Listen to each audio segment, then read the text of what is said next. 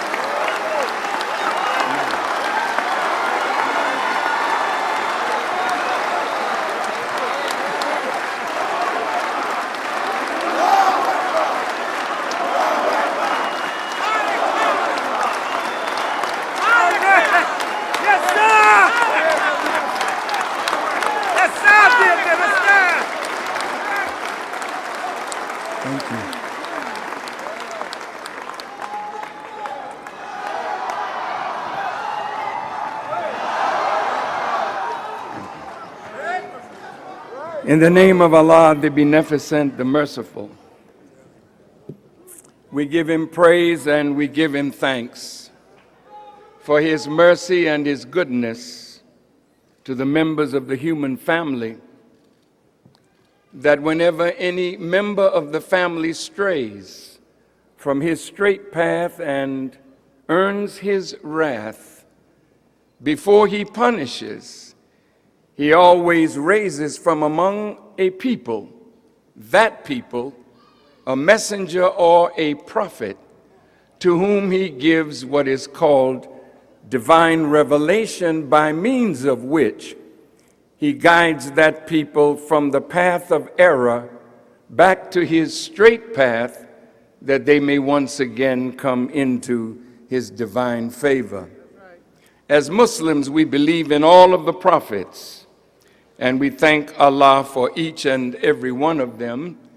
We believe in Moses and the Torah and the Israelite prophets that gave us what is called the Old Testament. We believe in Jesus and the gospel, and we believe in the apostles who gave us the New Testament.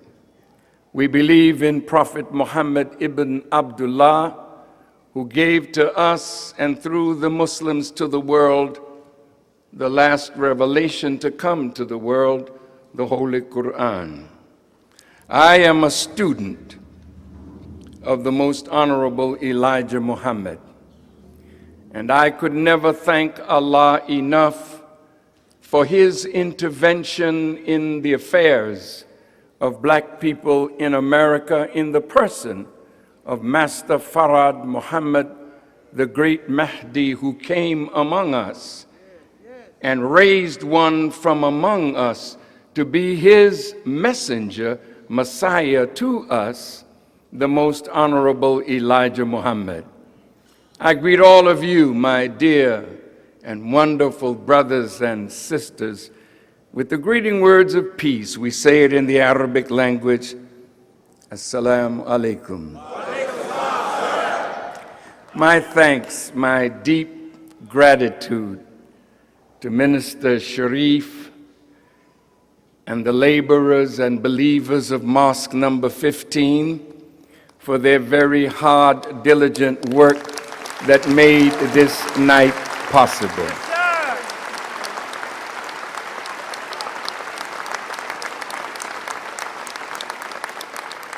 My thanks to all of those who helped Mosque number 15 from Chicago and other places.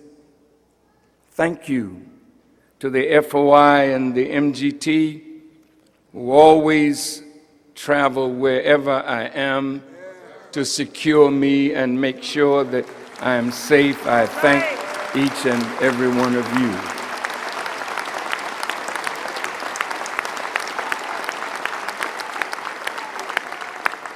My thanks to the distinguished brothers and sisters who are on this rostrum. Words cannot express how honored I am by your presence. And those who spoke before I came, I thank you for your words. And I pray that tonight will be the beginning of an earth-shaking movement of Christians and Muslims and Hebrews working together for not only the liberation of our people in America, but working for the liberation of all humanity from the blinding touch of Satan, who has deceived the entire world. Thank you all for your attendance. Thank you for the tickets that you purchased and the charity that you gave. Words are just not adequate. You love me and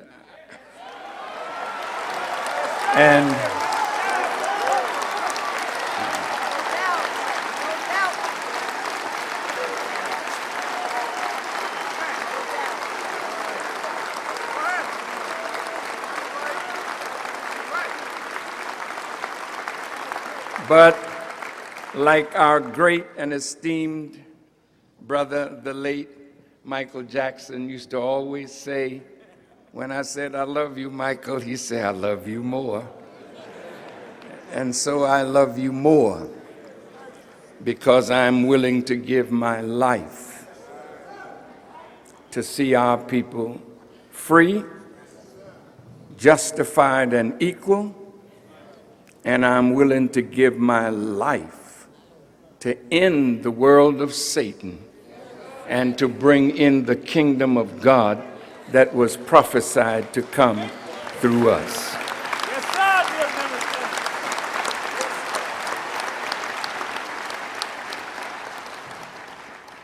Why, Farrakhan, did you choose Atlanta to ask such a profound question? Who are the real children of Israel? Atlanta is the capital city of the South.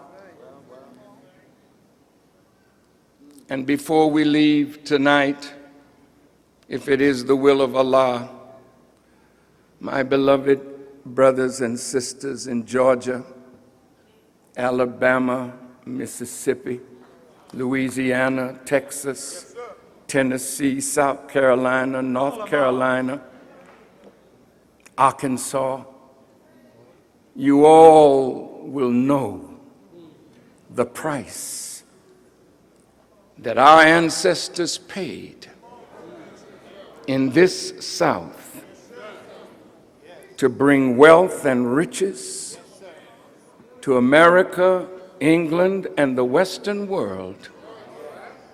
All of it was built on our backs.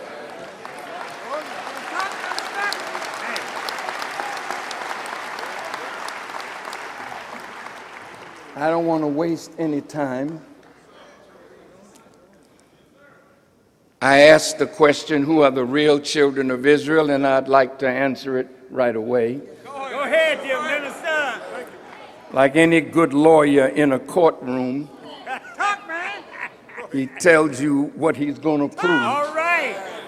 And then he goes ahead and proves it and let the jury make the decision. The Honorable Elijah Muhammad has said that Almighty God, Allah, revealed to him that the black people of America are the real children of Israel. And we are the choice of God. That's right. And that unto us he will deliver his promise. That's right. This question says that somebody Yes, sir. has usurped our position. That's right.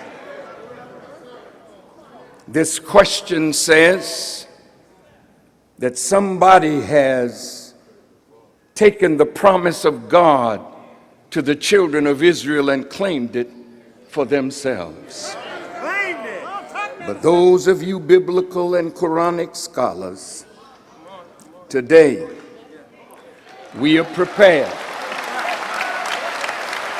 ahead, dear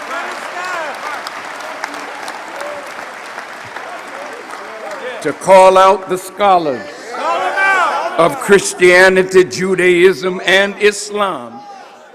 If you can disprove what we say today, then I'll pay with my life for lying. Got him on. Talk, minister. Go ahead, minister. To all of those who feel that the children of Israel are over in that place they call Israel, you are mistaken. Mistaken. Mistaken. To the Christian right, who feel that if you bless that Israel, you will be blessed. But for over 60 years, that nation has not been blessed. But these are the people that if you bless us, then God will take off of America some of the plagues that are now coming on America that will get worse after I deliver this message tonight.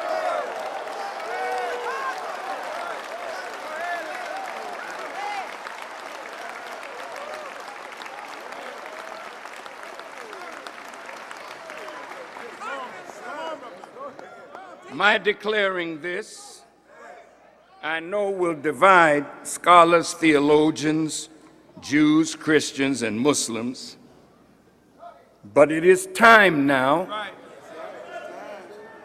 that a proper dialogue be set up to answer the question that I've raised and answered. It is time for the scholars to sit down and listen to and look at scripture and prophecy to find out who is that last one that would usher in the kingdom and bring about the end of this present world.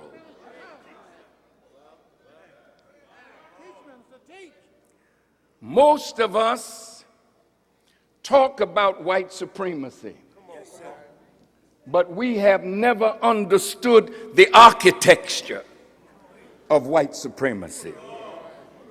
Therefore, we continue to be victims of it because the light of truth has not shown the root of white supremacy. Once the light of the sun strikes the root of the tree dies. And what has happened to black people and white people and Jews and Gentiles is that a small group, 10%, have deceived and misused 85% of the people and sucked their blood to live in luxury at the expense of those who do not understand the law of cause and effect and believe in a mystery God and are poison animal eaters. But the wickedly wise have known the truth. And because they know the truth and they know the time, they are working night and day to trick you out of the promise of God and take you down to hell with them because the time of their end has come.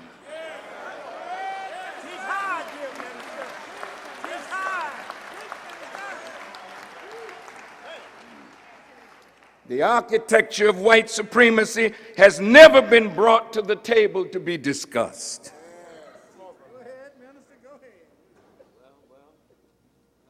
The architecture of white supremacy will have to be exposed so the tree of white supremacy can die and the tree of humanity can live. Who are the draftsmen and the architects of such an idea that has dominated our planet for the last 4,000 years? Our historical research department has studied from the scholarship of Jewish historians, scholars, and rabbis. And we have published volume number 2 of The Secret Relationship Between Blacks and Jews. It goes on sale tonight, and in it you will discover the architecture and the architect. You will read things that you never knew before, things that you thought you understood. But our research team has discovered and uncovered what has been hidden in books that you would never read. But we have read it. Yes, sir. Yes, we have. Come on, Minister. And now the scholarship is available. Last night, I sent this book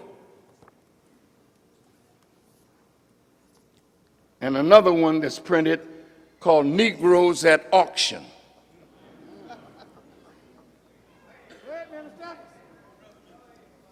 I sent it to Mr. Abraham Foxman of B'nai B'rith, to all the leaders of the major Jewish organizations. I sent it to President Obama, to Rahm Emanuel, to David Axelrod, to Timothy Geithner, to Larry Summers, to Ben Bernanke, to all the people that should know what was done to us and can no longer hide. That's why Jesus said, "You shall know the truth, and the truth shall set you free." What truth shall you know? If you are not yet free, and you are not, then you do not yet know the truth that Jesus was talking about that would free you from your open enemy, awaken you, cleanse you, and reconnect you to the God who has come for your and my salvation. I'll get into more of this during the lecture, but it's too much. You'll have to get the book yourself. Now, after I'm sending it, of course, to all these talking heads, Hannity and Combs and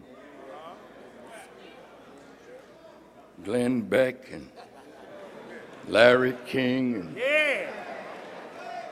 everybody that talks.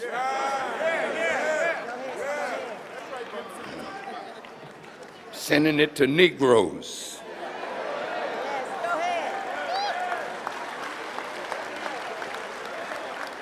We're sending it to black college presidents.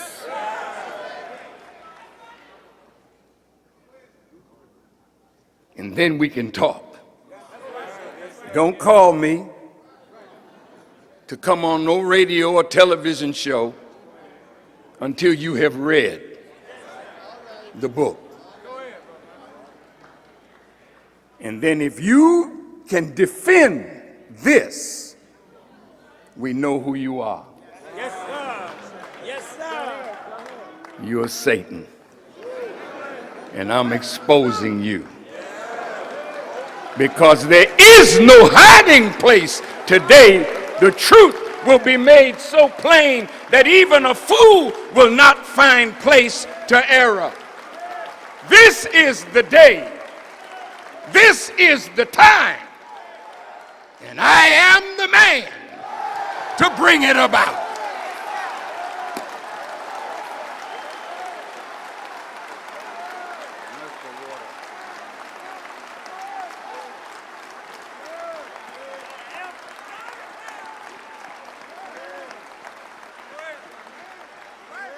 So, all you scared to death Negroes,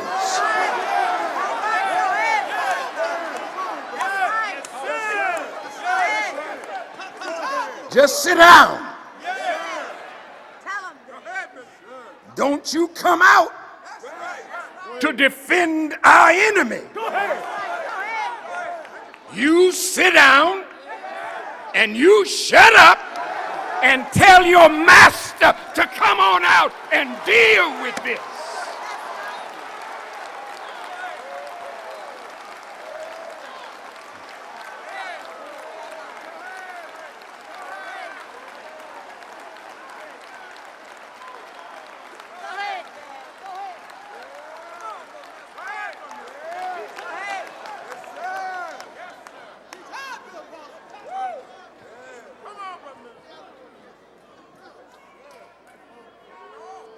Now,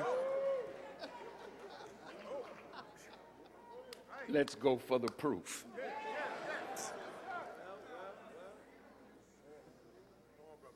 The proof starts in the book of Genesis.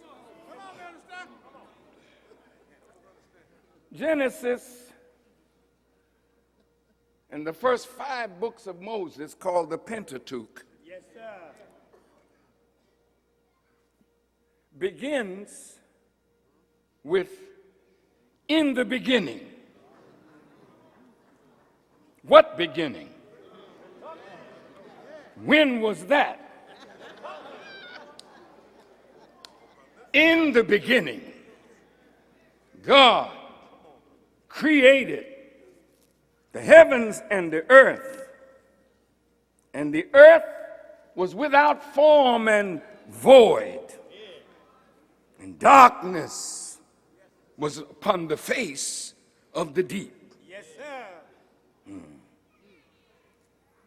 Interesting that God would reveal to Moses the beginning, because Moses was 4,000 years ago, 2,000 years after the beginning. Because the beginning, according to the book, is 4,000 BC. That's right. Moses came 2,000 BC, so there were 2,000 years that he had to get up to speed on.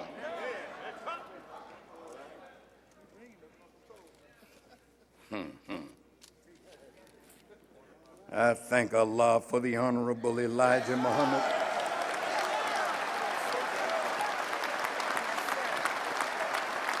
And soon every one of you will join me in thanking God for that man.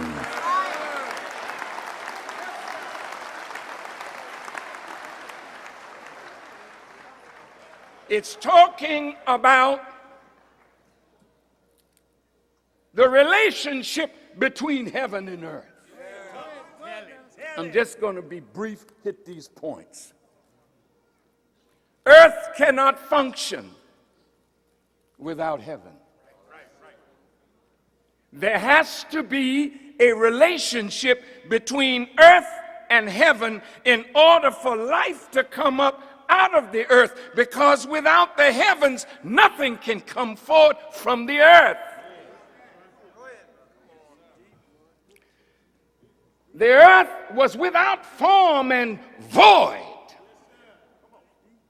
something needed to be brought out that was without form and given form.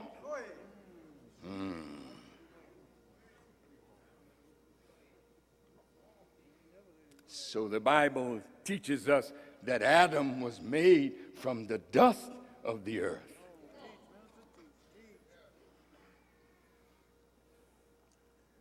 But who was on the planet before Adam? Because certainly the beginning of humanity is not 6,000 years. Now you scholars, go look up the pre-Adamites. The pre-Adamites are the aboriginal people of our planet. The darker people. The original people. So the birth of Adam is the beginning of a new people that were existing in another kind of form, but without form.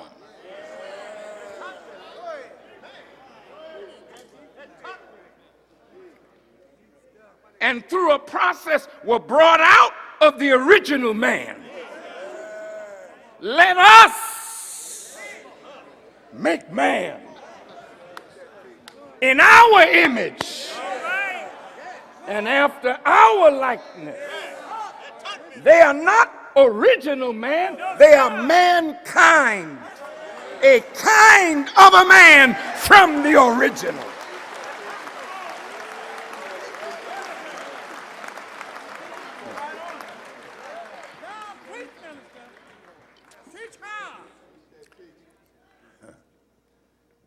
And let us give them dominion, power to rule the fowl of the air, the fish of the sea, and every creeping thing that crawls upon the earth. This is why it's very difficult for white people to submit to black leadership. Because they were given dominion. And even though they act like they're submissive, yes, sir, you have to be careful. Because they're always looking for a way to undermine any black man that rises in authority. I'll get to President Obama in a short while. Now, in this book of Genesis, we get lots of pictures of God and his promise. Look at how this happens. In the 15th chapter of Genesis, God is talking to Abram. And he says to Abram, know of a surety that thy seed shall be a stranger in a land that is not theirs, and shall serve them and shall afflict them 400 years. But after that time, God is speaking, I will come and I will judge that nation which they shall serve, and afterwards shall they come out with great substance and go to their fathers in peace and be buried in a good old age. Now the Jewish people claim that this is talking about them.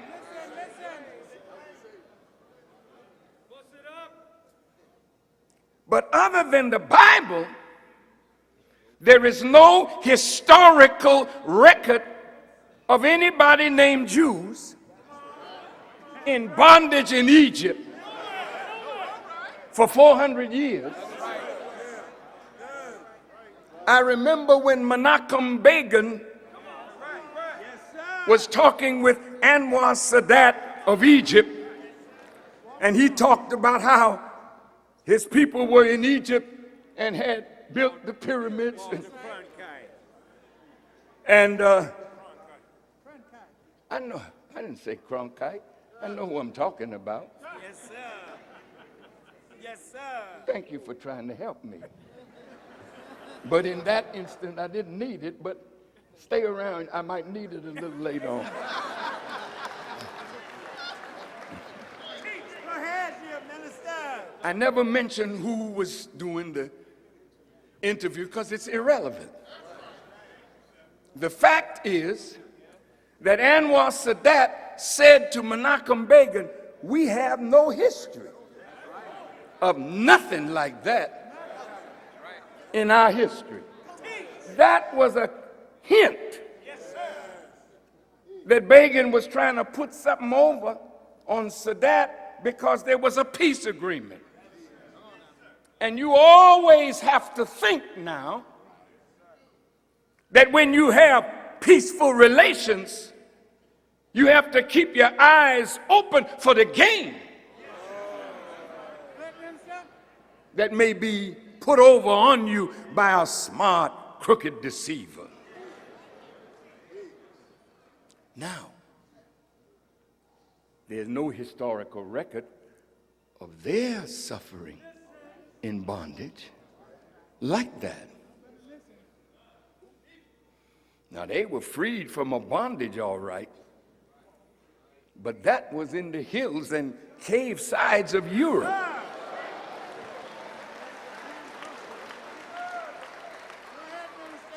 This, as the Honorable Elijah Muhammad taught us, and you can go find it for yourself. Yes, sir. These people have no legitimate connection to that land. They didn't come into existence in the Holy Land. They came into existence, as the Honorable Elijah Muhammad taught us, that Allah taught him, on the island of Pilan, Yes, sir. or as it is written in the book of Revelation, Patmos.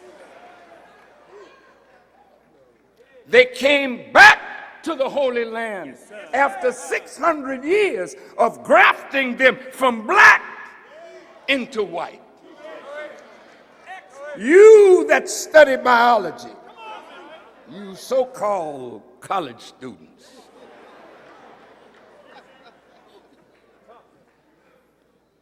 this is almost a damn robbery to make you pay for an education that you can't use. The education has been factored and put before the world. It is inferior teaching that leaves you still with it in an inferior position. I'll prove what I'm saying in just a moment. I'm not saying that you shouldn't go to school, you shouldn't go to college. But what I am saying is, look at what you're studying.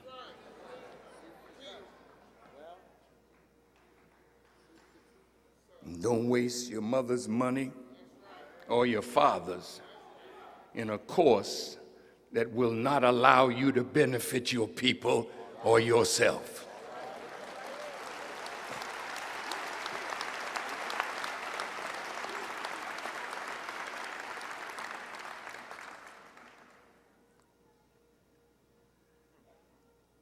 So, how did they have any connection to the Holy Land? You see, after they came back to Arabia, which is the Holy Land, after the process was completed, the Honorable Elijah Muhammad said that within 6 months, Yes, sir. they had turned the Holy Land upside down because they were taught a system of tricks and lies that would divide the family. And it caused us to fight and kill one another because of the falsehoods that have been put between us.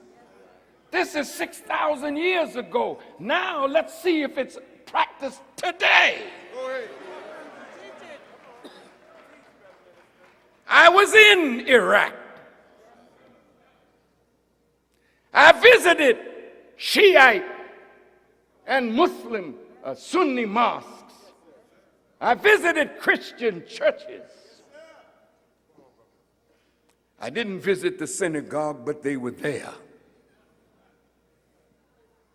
And nobody was bothering the next person.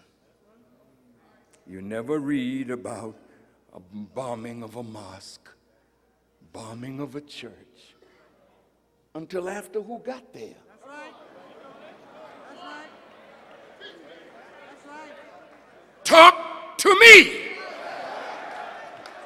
If it didn't happen under Saddam Hussein, and he was the tyrant, what happened now that there's killing between Shiite and Sunni? An enemy came in among you.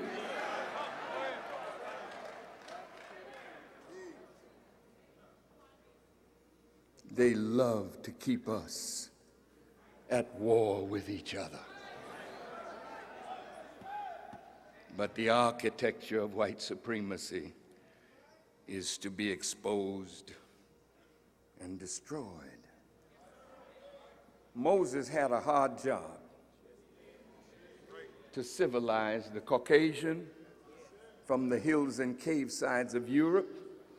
He did have another assignment after he got them up in Egypt, but not with them.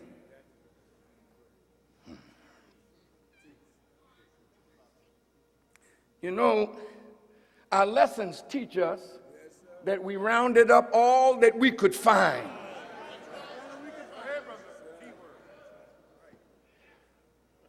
And stripped from them everything except the language and drove them into the caves of Europe, across the burning sand. Yes, sir. So today, you want to join AKA or Delta, Sigma, Omega, Alpha? You got to do what? Cross what? Burning sand. Where did that come from? You want to become a Mason. Just trying to. But you got to cross the burning sand. Where did it come from? It came from your ancestors, driving them out of the Holy Land into the hills and cave sides of Europe. But then the scripture says, the sons of God saw the daughters of men, that they were fair. Well, how did fair get in there when all that area was black? Talk to me tonight.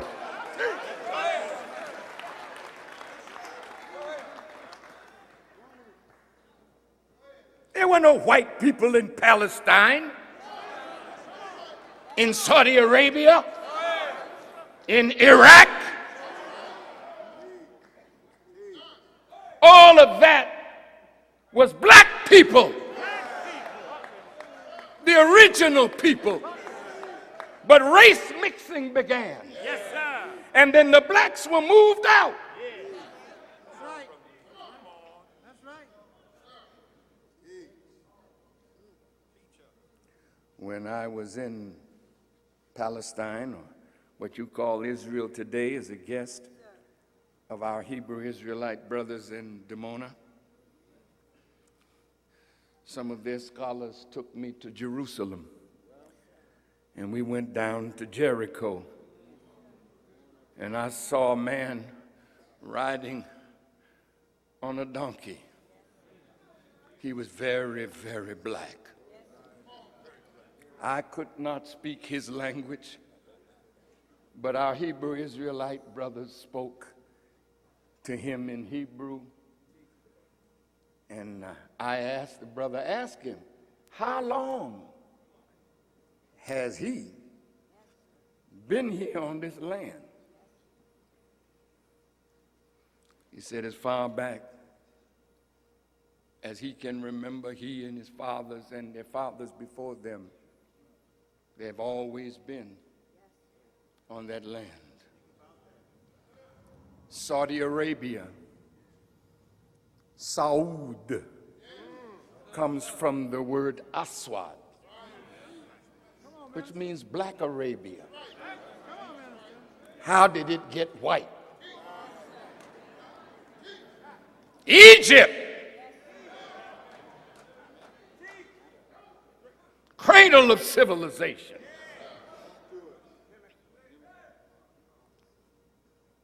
Southern Egypt is where Cairo is. Northern Egypt is south because it follows the Nile River, which starts in Uganda and flows north. So everything at the north end of it, see, is called, that's called Upper Egypt. Now look, all of that was black. You go to Egypt, and some of you have been there, in that majestic desert, you see the Sphinx, you see a lion's body and the head of a black man on a lion's body. Now some of them will tell you, no, we did that under slavery. Well, tell them that Farrakhan said, do it again.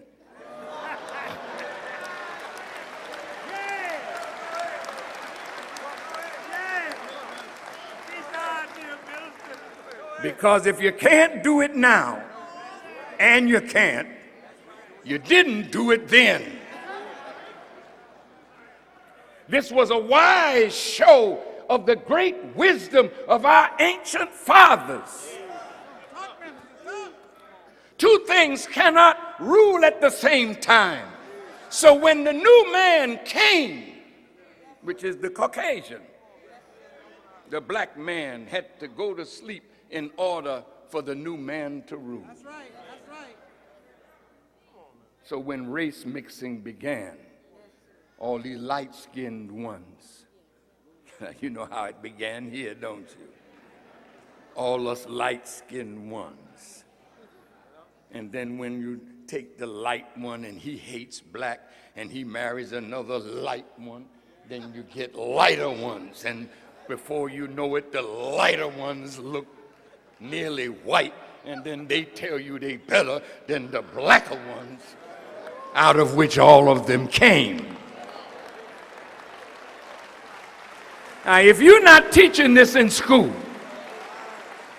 if you're not showing black people that they are the mother and the father of every human being on the earth, of every race on the earth, of every kindred, every tongue, and every nation, if you are not teaching this, then you're following the line of white supremacy and keeping your children ignorant that they can be used as a tool and a slave by the architects of white supremacy. Well, if they didn't do 400 years in Egypt, could it be that this was prophetic, symbolic picture of a future people who would be the seed of Abraham? Now, Jewish people claim Abraham. Sorry. I have to tell you the masquerade is over. Now listen. This is not Jew bashing. No, sir. No, sir. I don't have nothing in my heart against the Jewish people, and I'll tell you in a minute why I admire them. But I have to tell the truth. Tell it. Tell it, dear minister. Tell it. Look,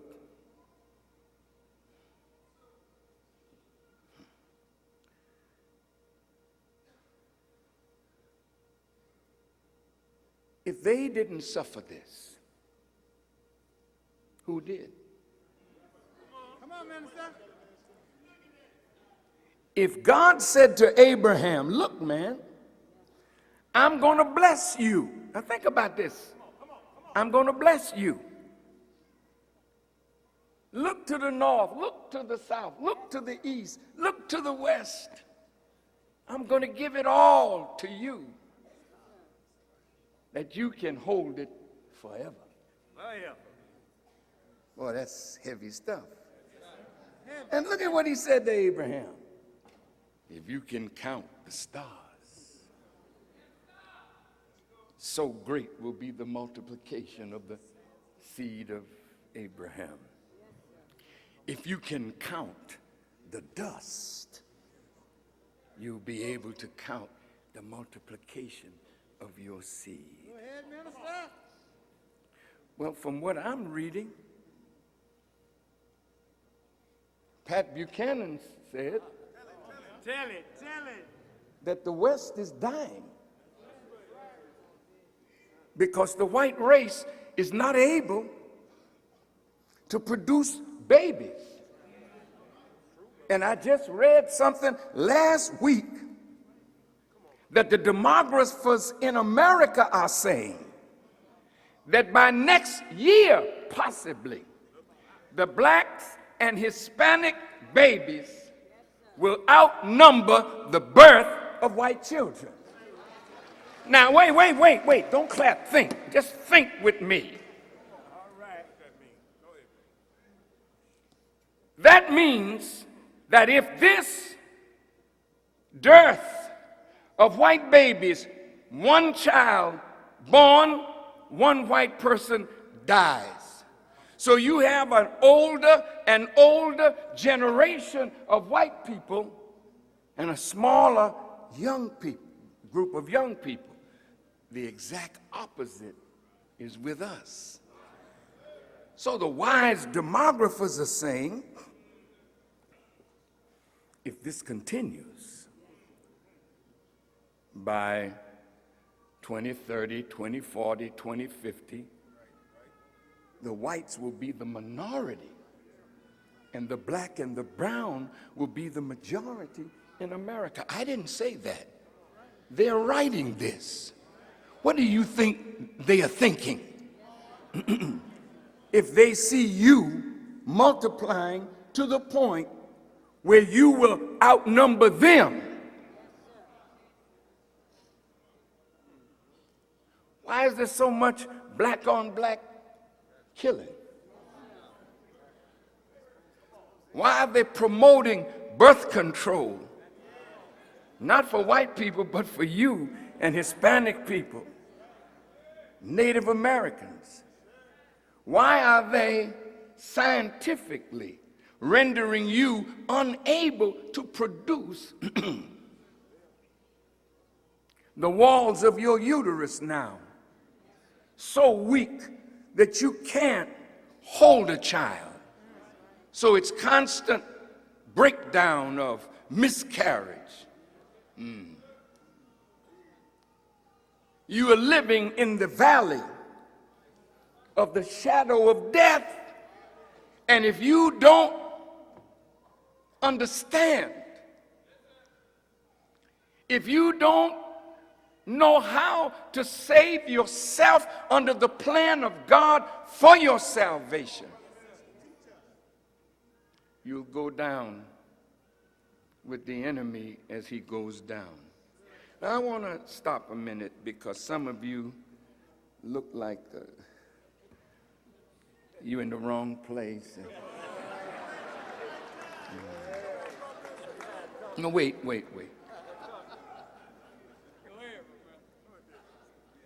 You know, when a man talks like this, you start thinking about what you might lose tomorrow.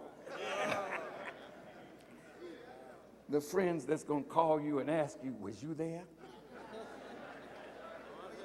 I heard you spoke. But you can tell them I didn't know what that man was going to say.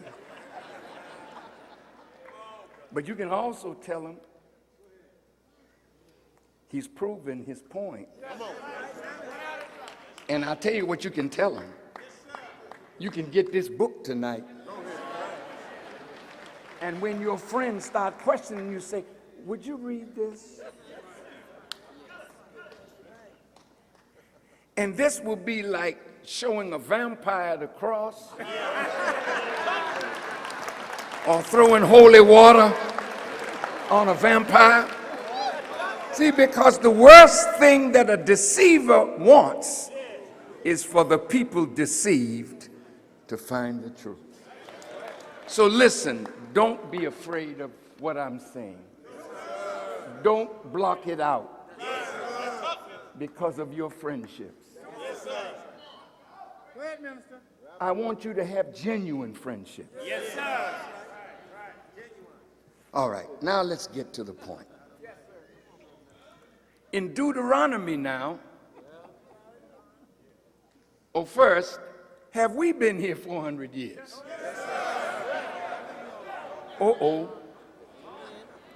Are we strangers in a land that is not ours? Have we been afflicted in this land every day of our sojourn here? Talk to me.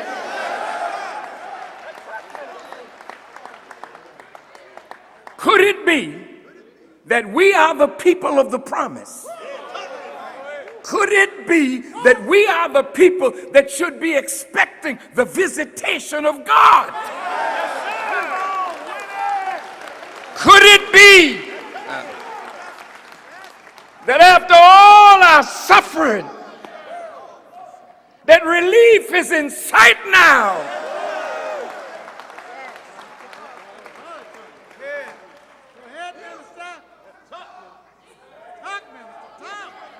So in the book of Deuteronomy, the 18th chapter, the 18th verse, I will raise them up a prophet from among their brethren, like unto thee, Moses. Moses was a civilizer. Moses took a man up out of the caves and made him upright. Moses taught him how to cook food, how to bury their dead. Moses lifted, as the Bible said, as Moses lifted up the serpent in the wilderness, so shall the Son of Man be lifted up. It's all about you. Yes, sir. Preach, Minister, preach. Now, the Bible says, God talking, I'm going to put my words in his mouth. My words. And he shall speak unto them all that I shall command him. Now, you can't have a man like Moses unless you have a people enslaved in a terrible condition. That's right. You can't have a man like Moses without a Pharaoh. You can't have a man like Moses except there is tyranny. And you can't have a man like Moses who's preaching integration. Oh, I got to say it again. All right.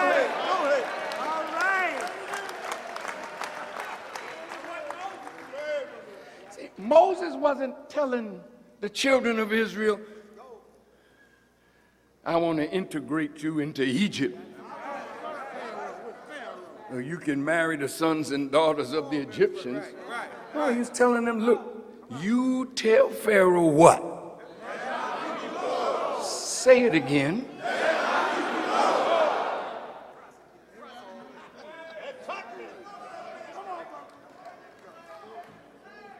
All right.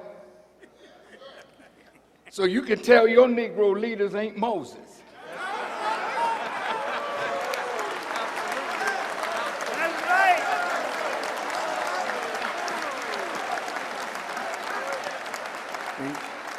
Now I want our preachers to be careful. Because see, when Moses started preaching, it was the elders among the children of Israel who opposed Moses because they wanted to be with Pharaoh. Because Pharaoh had promised them wealth and nearness to him. And there's no slave that don't want to be near his master.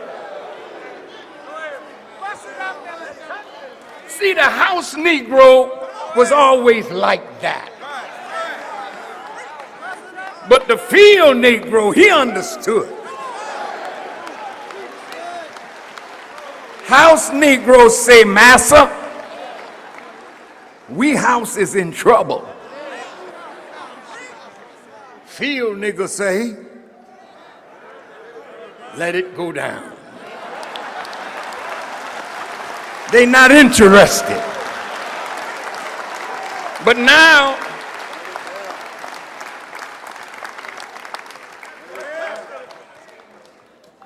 all right, let's move because I don't have a lot of time. And I don't want to frighten you so much that you won't be my friend after tonight.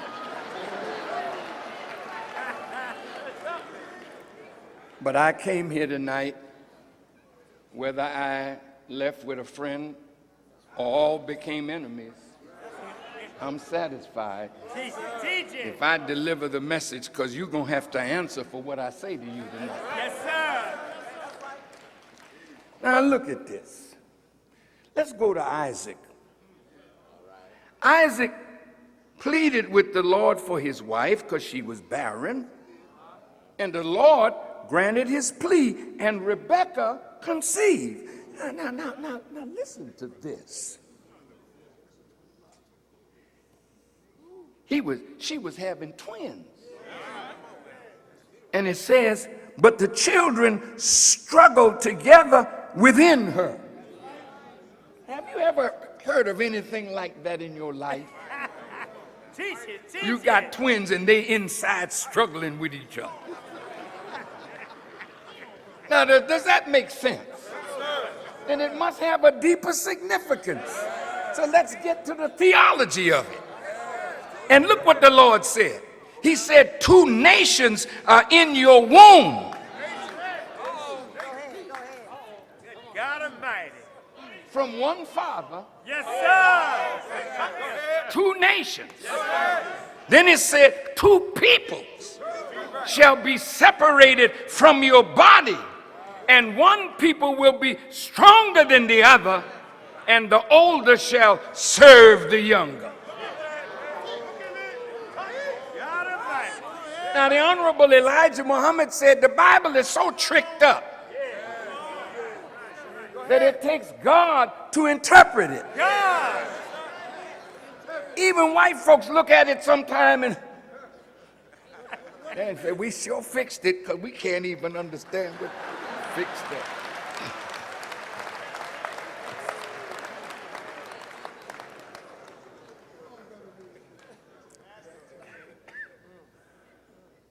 The Honorable Elijah Muhammad said, it's talking about the womb, the dark womb of the testicles of the black man, that inside us is two nations. The Honorable Elijah Muhammad called it the black and the brown germ, that they were struggling with each other. The black one was always dominant, so the brown germ stayed, like a negative thing inside you, but always kept in control by the positive. You say, well, the first one came out red. He was like a hairy garment all over, so they called his name Esau. And afterward, his brother came out, and his hand took hold of Esau's heel. So his name was called Jacob. Now, wait a minute. Are you going to take hold of the baby's heel? He was struggling. Okay. Now, the Bible says that the older will serve the younger. See, it's talking about the beginning of the white race coming out of us. And they are the younger. We are the elder. But who's serving who?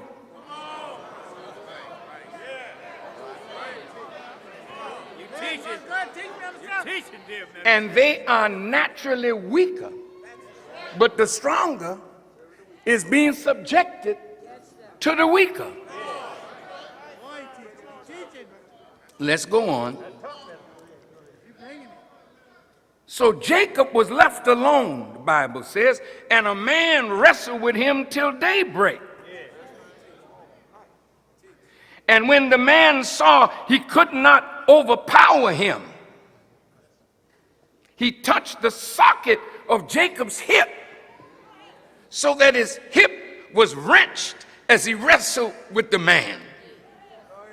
And the man said, "Let me go, for it is daybreak." All right. But Jacob replied, "I will not let you go unless you bless me." Bless me. And the man asked him, "What is your name?" "Jacob," he answered. Then the man said, "Your name will no longer be Jacob, but your name shall be called Israel, All right. because you have struggled with God and with men and have overcome." Now talk to me. You know anybody that struggles with God and wins? It must mean something here. The Honorable Elijah Muhammad taught us that this means Yaqub working with the life germ of the black man to bring out of that a new people. And it was a struggle. And he said, "I have wrestled. My life has been preserved." Some scriptures say he wrestled with the angel of the Lord. Yes, sir. And he's called now the man who struggled with God. His hip was thrown out of socket. Have you ever had your hip thrown out of socket? Even if you prevail, you walking with a gimp walk.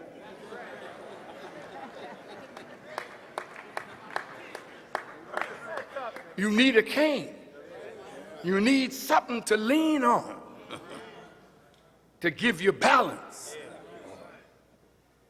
Yes, wrestling with the angel means he wrestled with the germ of the black man until a new man came out, and it was daybreak, meaning daybreak, it was the night of struggle. But when the darkness of the womb is exposed, then the baby comes forward into the light. A new people were being born on our planet to rule.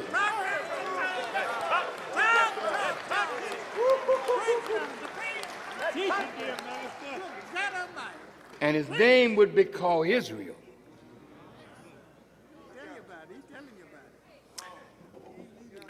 Israel don't represent Jews. Israel represents the whole white race. You are the God,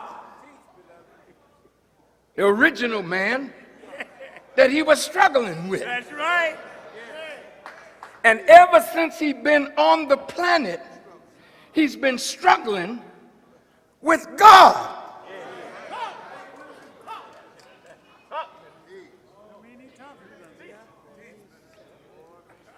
All right, we'll move on. Ain't got time to go in all to that now. But now, God tells Abram, how the people, his children, were going to sojourn in this land.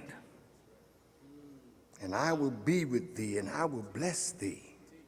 For unto thee and unto thy seed I will give all these countries, and I will perform the oath which I swear unto Abraham thy father.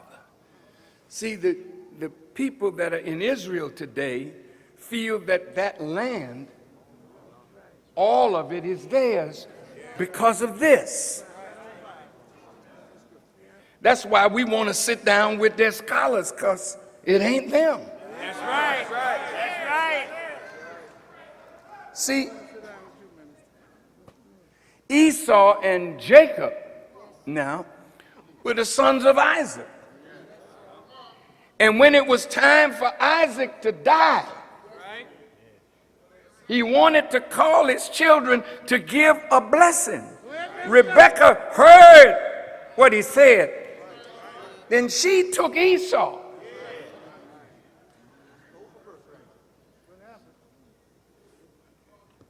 Or rather, she took Jacob and dressed him up with hair, put the scent, made him even smell like his brother. You preach it, minister.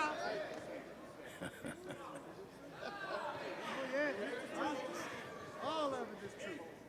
To deceive an old man whose eyes were dim. So the old man was wise enough. He said, well, wait a minute, come closer. And he was sniffing him. So she had put a scent on him that made him smell like his brother. Yeah. Then Isaac pronounced the blessing on Jacob. After a while, Esau came to get his blessing. He said, well, damn, I already gave it Go ahead. to your brother. I can't take it back, but I'm going to give you a blessing. But this one, Jacob, he's going to rule, he's going to expand, he's going to be great, but you coming too. Now here's this Jacob stole the birthright of his brother. That's right. That's right. And here's a people that stole your birthright and are running around like they are the chosen of God, and the choice of God is sitting under their foot.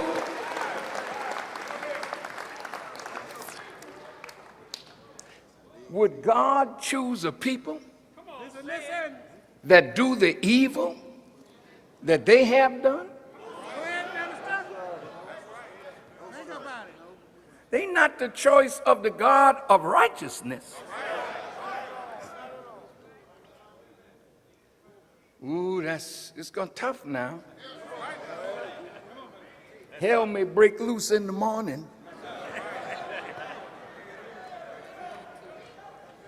But look, it had to come. And we are prepared to defend what we say. And after 4,000 years of carrying our birthright, calling yourself what you know you are not, then when it's our time now to be blessed,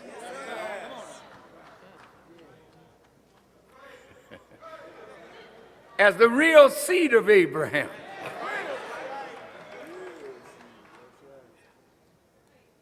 all right. Now, who does this land belong to by the order of God? See, now look, let me just say this about God. Now, people are living all over the planet. You got 6 billion people on our earth. Everywhere on the earth is full of people. So if God is going to give us some land, somebody going to have to be moved. Go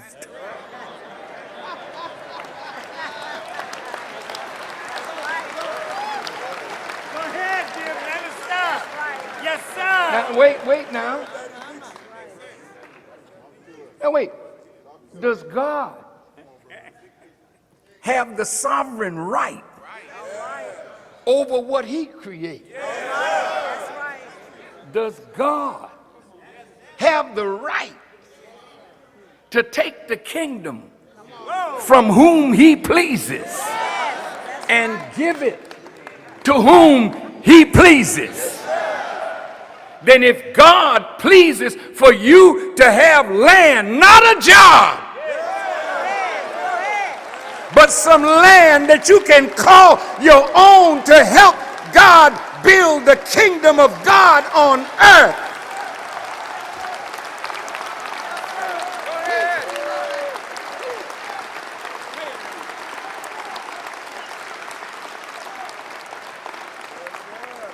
Bear with me a few more minutes, then we get to the heart of it.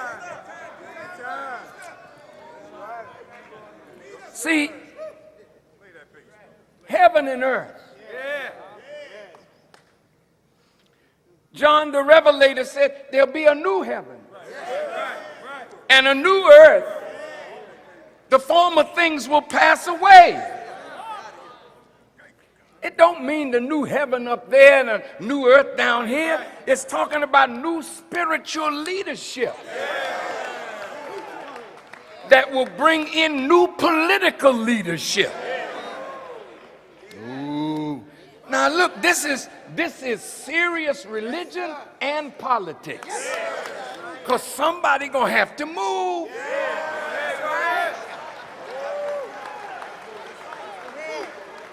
Now, you don't have to tell us go back to Africa. Don't start that talk. Because the man that came, the Son of Man that came, he asked us some questions. He asked us, what is the square mileage of the earth? How much is the land and how much is the water? He wasn't talking about no little holy land. Hell, the whole earth is going to be holy in a minute.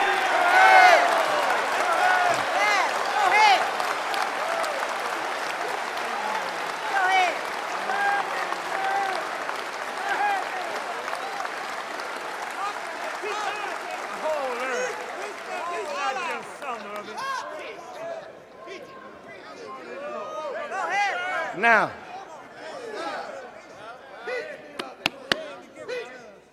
see, this book deals with the material power of the Jewish people. No one can deny they are the most magnificent people on our planet as we speak. Now wait just a minute. You got to give credit where credit is due. Yes, sir. This is a special people.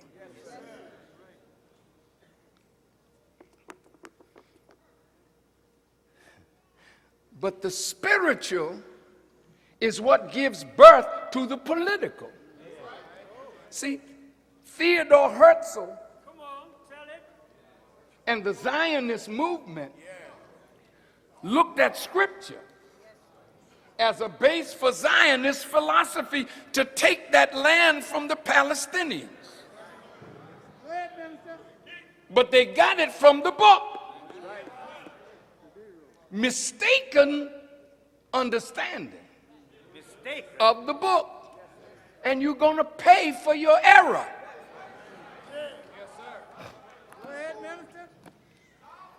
Look,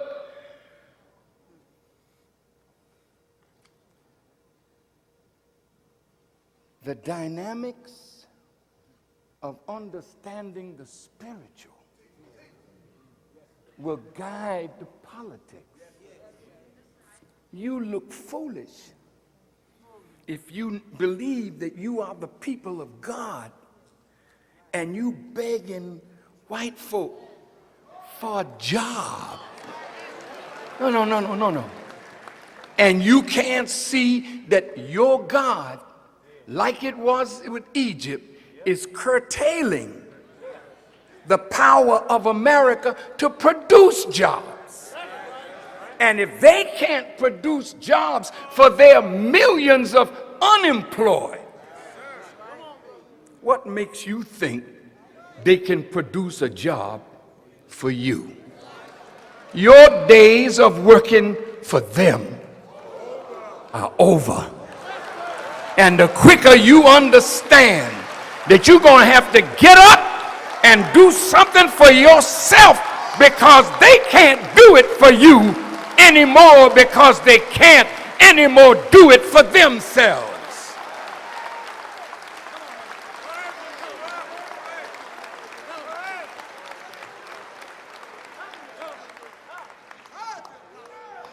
Now,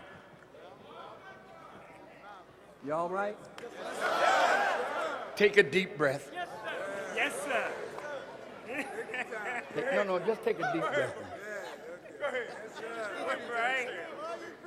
In volume 1 of The Secret Relationship, it goes into the horror of the transatlantic slave trade. And the Jewish people were heavily involved in that. How many of you have been to Elmina Castle at Cape Coast in Ghana? Would you raise your hands? Yes, sir. If you were there 15 years ago, on the doors of the castle, you would see a Star of David.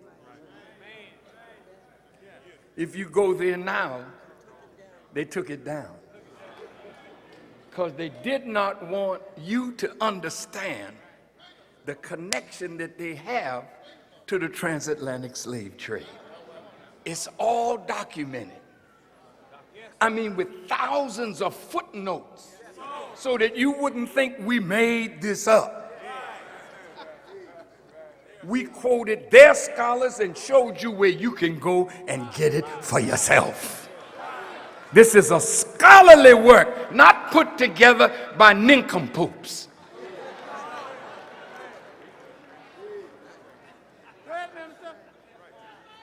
I shared it with a few white people,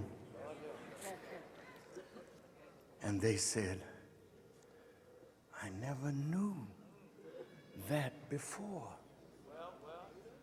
Do you know that many white people don't really know why you are in the condition that you're in? Have you ever stopped to ask yourself why immigrants could come here and in a few years run right past us, and we've been here all this long? Is it because we're inferior, or is it because the architecture of white supremacy is nobly at work to keep you in a position that you will never rise from? Well, we're going to see now, but you got to get the book. And you got to get, where's that one on how they sold us? Didn't I have that one? Where is it? I don't see it. It's in the bag. Get it. Get it. A lot of stuff in the doctor's bag, you know. He's just checking the patient out to see what I can bring out as a prescription for ignorance. At the back of this book, from the Jewish Encyclopedia, quote, the cotton plantations in many parts of the South were wholly in the hands of the Jews, and as a consequence, slavery found its advocates among them. This little book that's on sale tonight shows you how they sold us. It wasn't just Gentiles. No. These were the people. In fact, in Brazil, it said on a Jewish holiday, no slaves could be bought or sold because it was a holiday. So what does that tell you about slavery in Brazil? 80 million of us down there. They didn't come there on no free ship looking for something. They were brought there as slaves. You see us in the Caribbean, We didn't come there looking to sit in the sun and get a tan.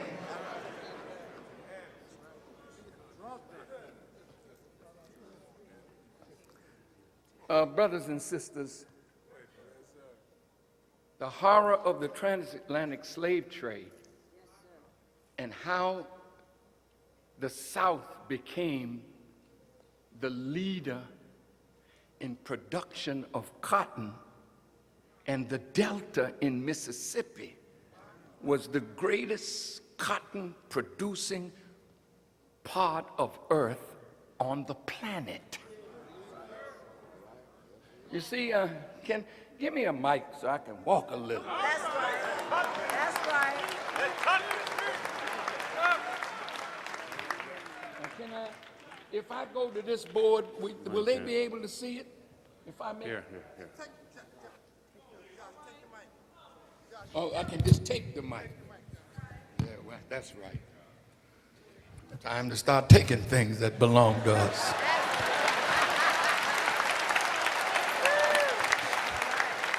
Now look,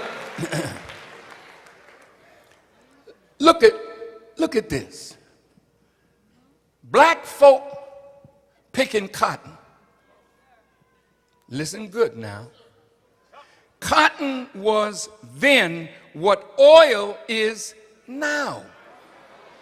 The largest producer of oil in the world are the rich ones, and the strategic interests of America means in order for them to rule, they have to link with where the oil is coming from and take it or maneuver to get it, but they must have oil. In the time of slavery, it was cotton. And it's interesting that the cotton would come down the Mississippi, New Orleans to the Gulf, from Biloxi, Mississippi, and from Mobile, Alabama, and the cotton would come down and go up to New York, where the brethren of the Jewish people in the South, in the North, were the masters of the needle trades. And they had their brothers also in the South taking the lint from the cotton and producing cloth through weaving. But these were Jewish people owning the land. They were the majority. They were the merchants. They were the traders. They knew how to hook up with their brethren in the North. And they would send raw cotton to the mills in England, in Manchester, Leeds, and Bristol, and the British would turn it into cloth and then sell it all over the world. So from cotton, the South became rich. From cotton, it fueled the Industrial Revolution in the North. From cotton, the Rothschilds became rich. From cotton, the Lehman Brothers became rich from cotton in Alabama, then moved to New York and Wall Street. I know the truth, and somebody got to tell it or die trying.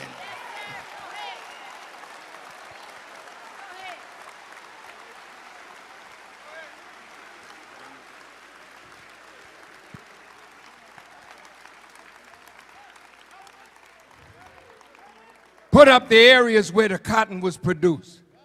Put it up. Put it up.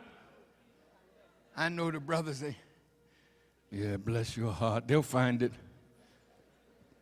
I hope I don't have to wait. Time is running. I want you to see where this cotton, is that, no, that's not the one. That's not the one. Come on now. It's all right, but it's not the one I'm looking for. Here you go. Now, this is cotton.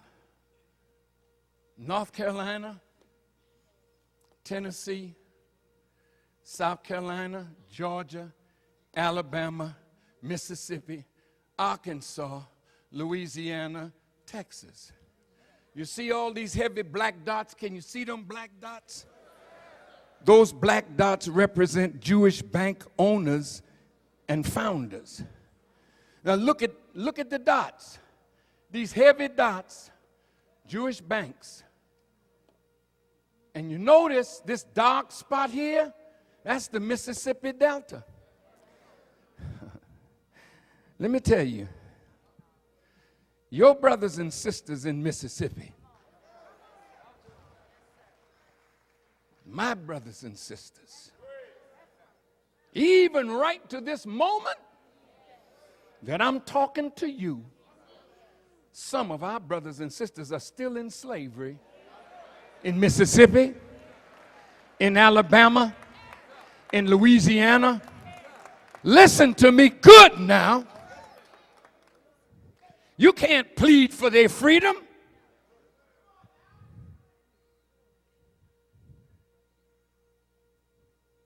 Ain't nobody gonna be angry with us for freeing our people from virtual slavery. There's a movie, a CD that I saw today. It's called The Cotton Picking Truth. We're still on the plantation. And a black woman is talking. She just got out of slavery in the 60s. Did you hear me? She talked about how they raped her mother. And she was 5 years old. And how they raped her. Oh, man. This is from her lips. People on large tracts of land in Mississippi, way out in the rural district, but our people sitting there, working there, living there with nothing. This woman says she lived in a barn. She had no place to lay her head. She was sleeping on hay.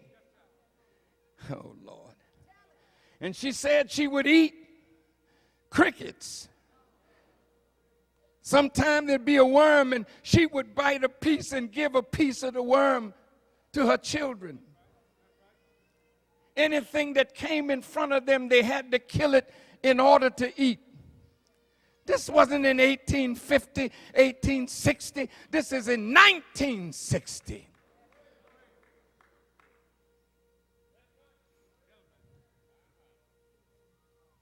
Let's go to this board again. All these dots that look like zeros, they were Jewish bank presidents, vice presidents. But these holy black dots are the bankers. Now you get that book, all of it is documented in there. We have the names of the bankers. Lord have mercy. See, the messenger of God said, anything you want to find is written in a book. But if we don't read, how will we know? The research society in the nation researched it. And now we're going before the world with it. Why? What's the purpose? I'll tell you that in a minute. You see all these little dots here? Little dots. Look like somebody got measles. See, these are the stores of the merchants on the plantation. That while you were working on the plantation, you couldn't buy from nobody but the owner of the store on the plantation. You would pick the cotton, and you would get your bacon or whatever you needed from the store, and they would write it down in a book. And by the time the harvest season had come, you go back to get your pay. You find the manipulation of the books that you still owed money. So you had to stay on the plantation. Listen, they forced black people back on the plantation. It's going on now.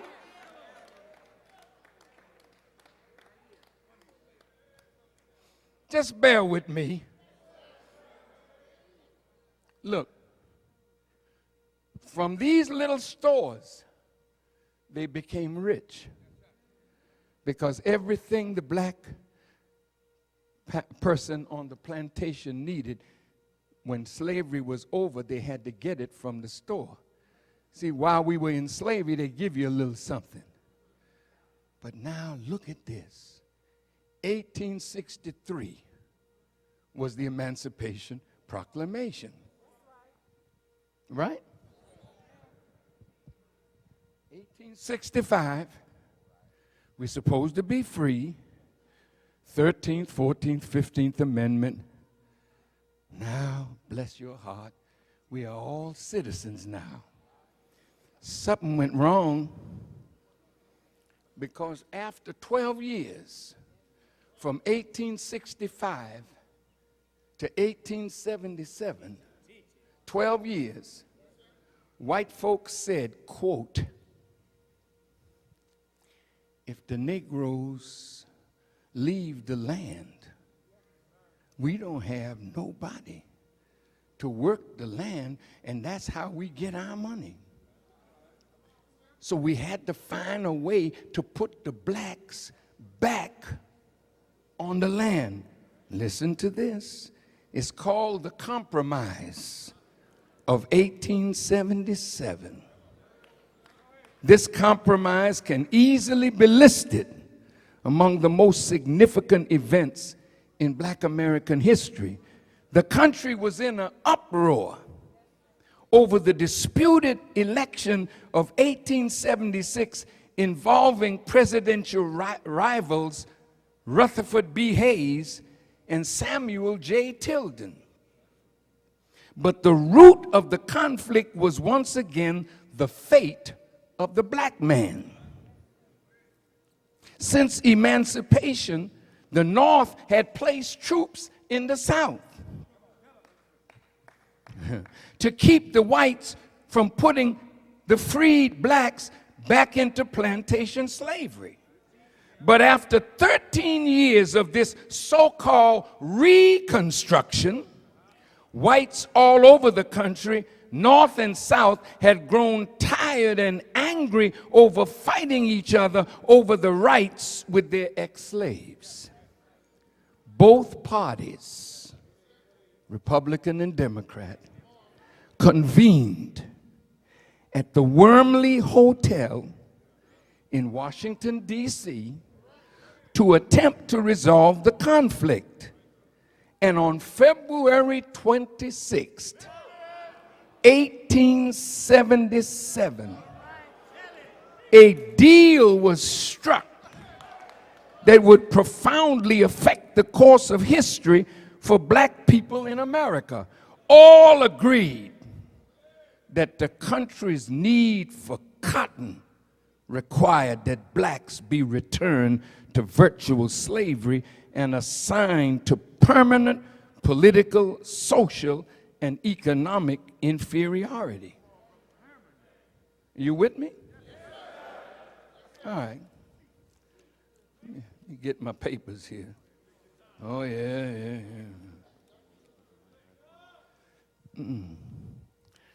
Tell me I lost my papers now, but it don't make no difference. We got it anyway. Now, they made a deal in the Wormley Hotel that we had to be put back on the plantation. A Jewish man by the name of Levi, who was in Congress, was the spokesperson that went back to Congress to sell the idea of putting us back in the plantation. It's all here. And look at this. Putting us back on the plantation began what is called the Jim Crow laws. Now, Jim Crow started with a white minstrel. You know, he was a dude that would put on blackface and make mockery of us in dances, you know. No, we ain't got to Joseph yet. But he was imitating us, and it was called Jim Crow. So Jim Crow became the name that was used to put us back on the plantation. Now check this out. William Levy was entrusted to sell the deal to Congress and to assure his fellow Southerners that their interests had been protected. His entire speech to Congress is preserved in the Congressional Record, March 1st, 1877. A Jew was chosen to advocate in Congress for the permanent inferiority of the black man and woman in America. And this is what makes this event extremely significant in the history of black-Jewish relationships. Now, putting us back on the plantation, it was so skillfully done. But did you know that when they let us out of slavery, we were all the tradesmen? White folk didn't do that kind of work. Now listen to this. You remember James Weldon Johnson, the great poet that wrote the Black National Anthem? Listen to what he said. All the most interesting things that came under my observation were being done by colored men. They drove the horse and mule teams, they built the houses, they laid the bricks, they painted the buildings and fences, they loaded and unloaded the ships. When I was a child, I did not know that there existed such a thing as a white carpenter or bricklayer or painter or plasterer or tinner. The thought that white men might be able to load and unload the heavy drays of the big ships was too far removed from everyday life to enter my mind. It was indeed said that if a white man were even seen in public doing any form of skilled labor, he would draw a crowd of gawking onlookers. Now just think about you. Now think with me, please. Noted Southern writer Thomas Nelson Page concurred. The black man, he said, was without a rival in the entire field of industrial labor throughout the South. 95% of all the industrial work of the southern states was in his hand, and he was fully competent to do it. Every adult was either a skilled laborer or a trained mechanic. 95%.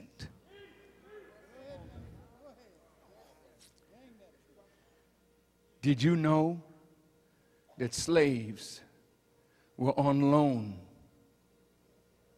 to Washington to build the White House, to build the Capitol building, to build the Lincoln Memorial and the Jefferson Memorial?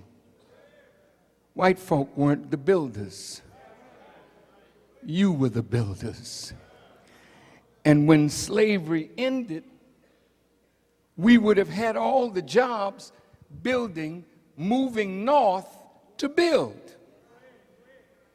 So they didn't want that. So they put us back on the plantation. Well, Rothschild had an agent called August Belmont. His real name was Schoenberg. But like many do, they changed their names. Rothschild's representative in America changed his name from Schoenberg and managed Rothschild's investment in slave-produced cotton, tobacco, and other products. The famous Belmont Stakes horse race is named for him because he was an avid fan of horse riding. Now, here's the rub. When white folks saw that we were the tradespeople, we knew it all. A Jewish man by the name of Samuel Gompers started the American Federation of Labor. And that union was founded not to give you a job, but to keep you from working. Then they opened the floodgates of immigrants from Europe. And the tradespeople from Europe began coming in, pushing you further and further out. So that today, you are not represented in none of the trades like you were. Listen to me. And in those days, a father would teach his son. But today, you grow up knowing nothing about carpentry, nothing about bricklaying, nothing about building. Hiram! You've been hit in the head by a master thief. You are the builder. You are the people of the builders of civilization. But many of the Jews were Shriners. George Washington was a Shriner. Many of your early presidents were Masonic people, Shriners. I know you joined the lodge. You might as well come this way. Because what they gave you, you ain't built a damn thing. I hate to talk like this. But hell, if I don't, who will? You don't know no black man that's bold enough to say this. Even if you think it, you won't say it. But I know God. And it is He whom I fear. The black man must go free in the Delta, in Mississippi, Alabama, Georgia, Texas, Louisiana.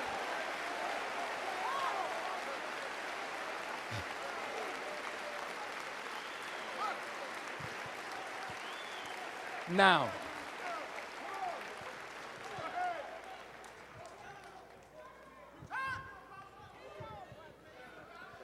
y'all all right? I hope I'm not scaring you.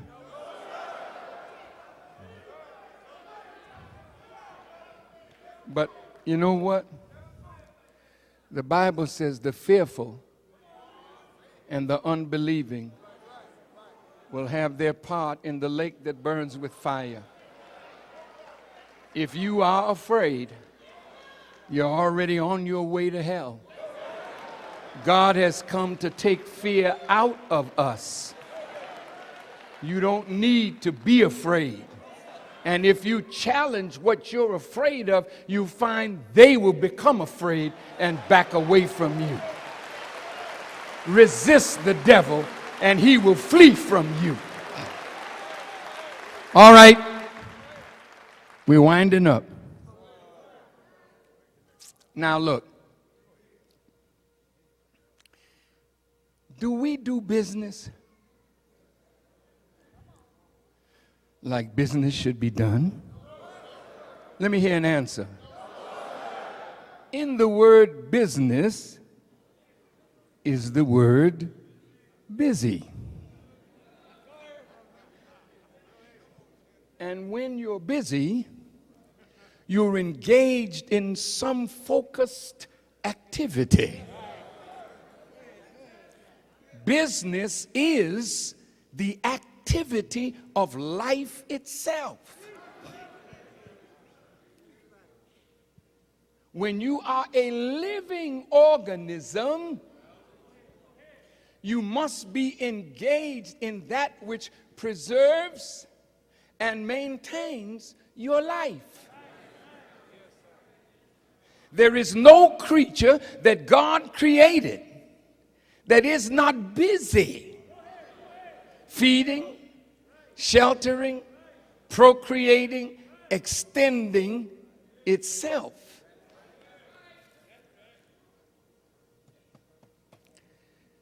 If we are a living people, see, inanimate objects don't do this. They don't procreate. They don't go looking for food or shelter. They're inanimate, meaning they're not living. But what about you? Ever since we've been in America, we haven't provided food, clothing, shelter, education for ourselves and our people. Am I lying? You graduated from Morehouse, Clark, Howard, Tuskegee, Florida A&M, North Carolina A&T. Yeah. And you have degrees. What have we produced? Of food, of clothing, of shelter for our people.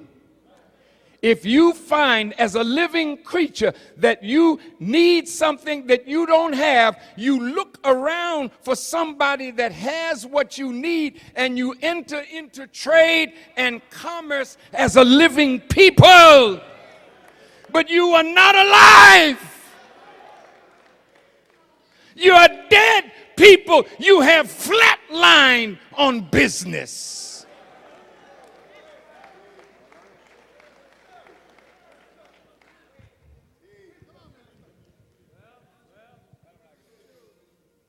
Now, if you look at all the people of the earth, the ones that are the most busy, showing that they have the most life, are the members of the Jewish people.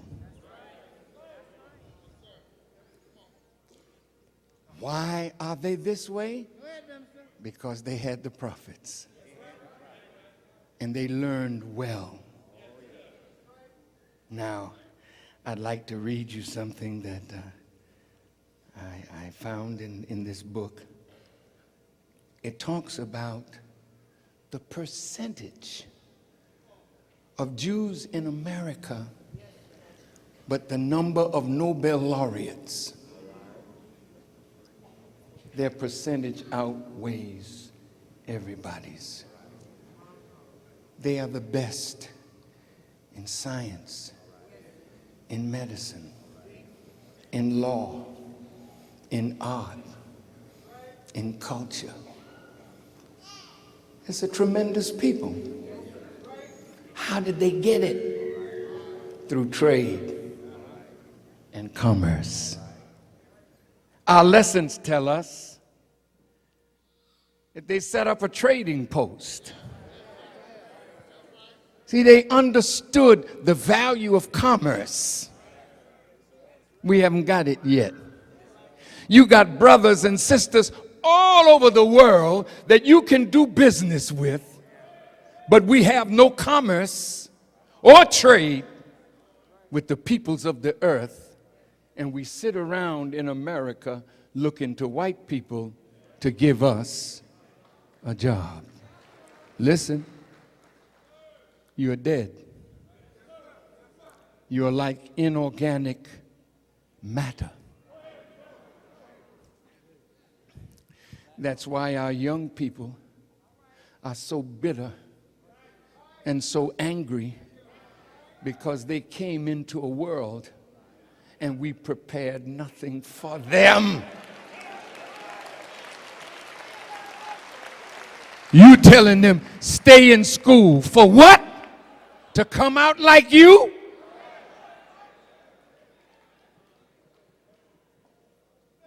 You're angry with them because they found unity in a gang, because there was no unity in the house. They're justifiably angry and defiant because we, their parents, have produced nothing for them that will give them a future.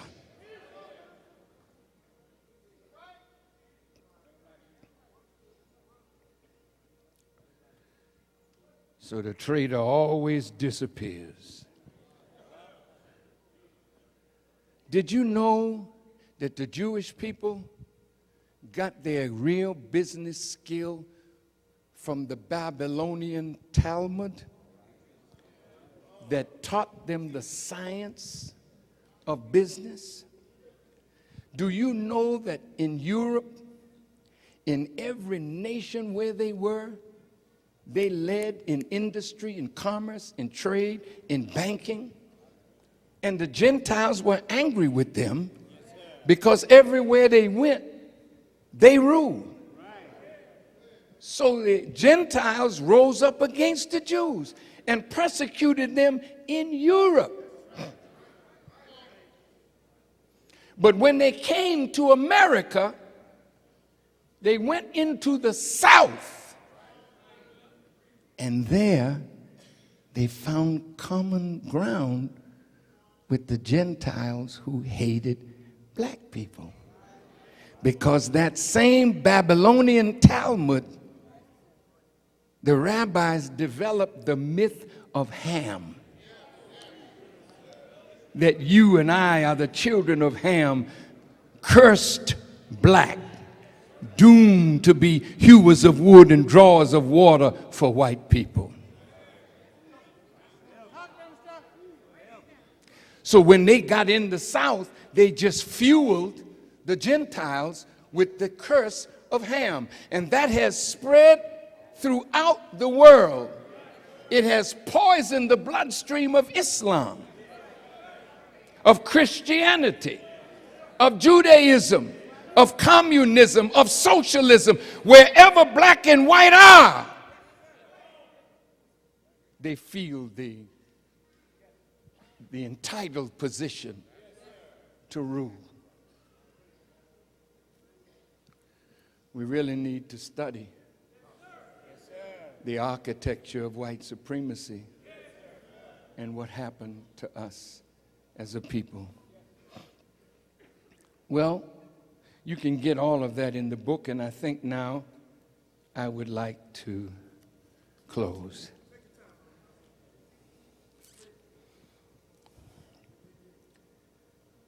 Did you know that we're still sharecropping? Wait now. You might be surprised when I call your name. See, today the Jewish people have developed a new strategy. They have always tied themselves to black people. When we moved north, they moved. They bought the ghetto, and they owned the houses and gave us houses. They rented us, they fed us, they gave us insurance. You know what they did? Then they moved out. What is the American dream? You say you got it?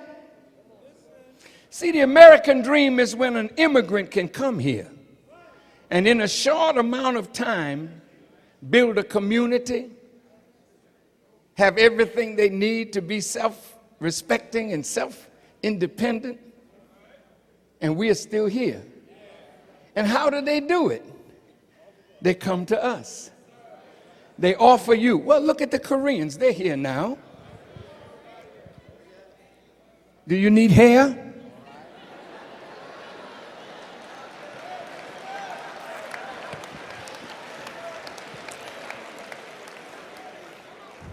Of course you do.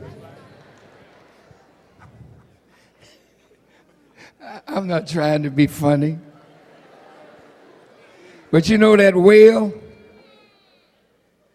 that was in San Diego somewhere that caught that young lady by her ponytail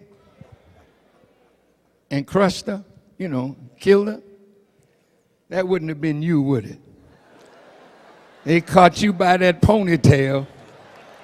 They'd have just yanked that bad boy off.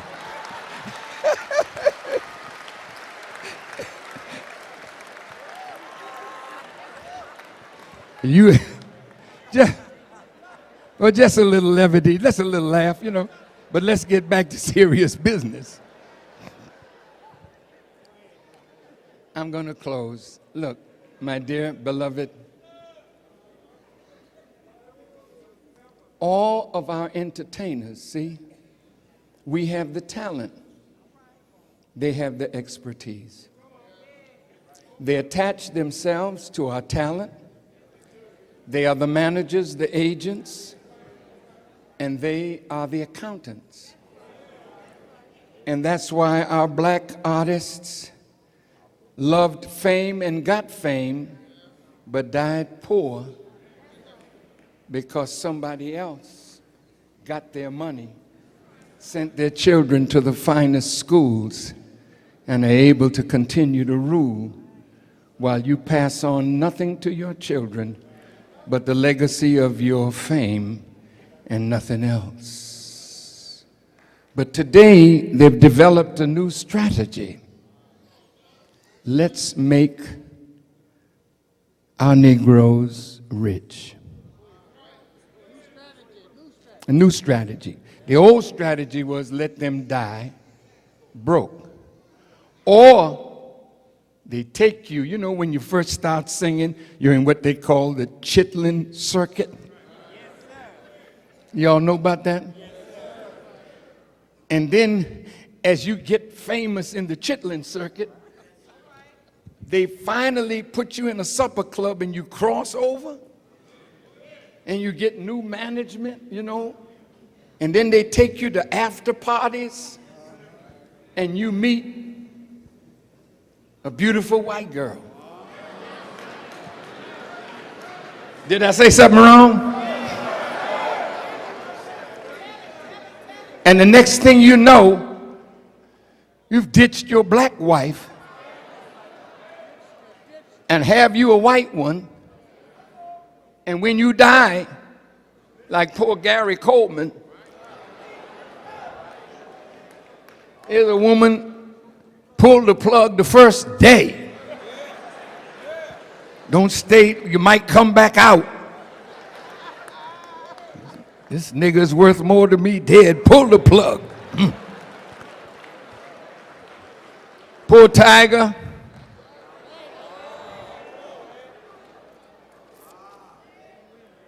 He ain't black. He's a Cablinasian.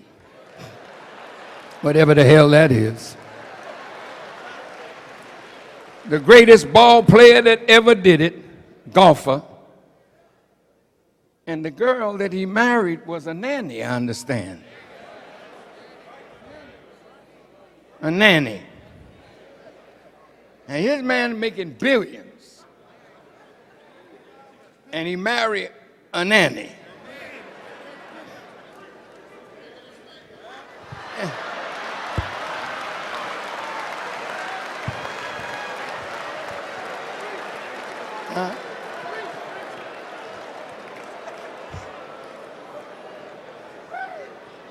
Now the poor fella,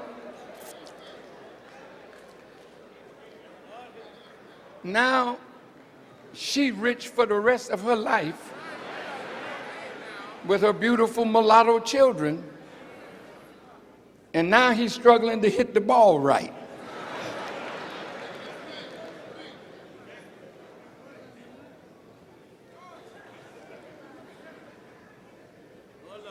You're crossing over now. Bless your heart. But the money goes back to them. Now, they have my brother, Russell Simmons. He wrote a beautiful piece on black-Jewish relations. And I'm here to tell you, no black man or woman becomes a multi-millionaire without friendship in the Jewish community. I'll prove it in a minute.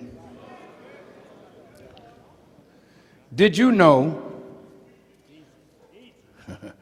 I'll get back to, oh Lord, there's so much to give you, but I can't do it all. Did you know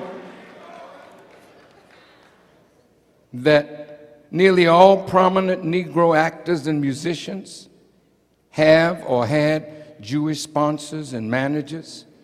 Florence Mills, Ethel Waters, Paul Robeson, Duke Ellington, Cab Calloway, Adelaide Hall, Valeda Snow, Bojangles, Hattie McDaniel, Stephen Fetchit, Rochester, Chilton and Thomas, and the Mills Brothers, the Ink Spots, just keep naming them. Yes, sir. See, so they have a way of attaching themselves to your gifts, but you get nothing. They get it all.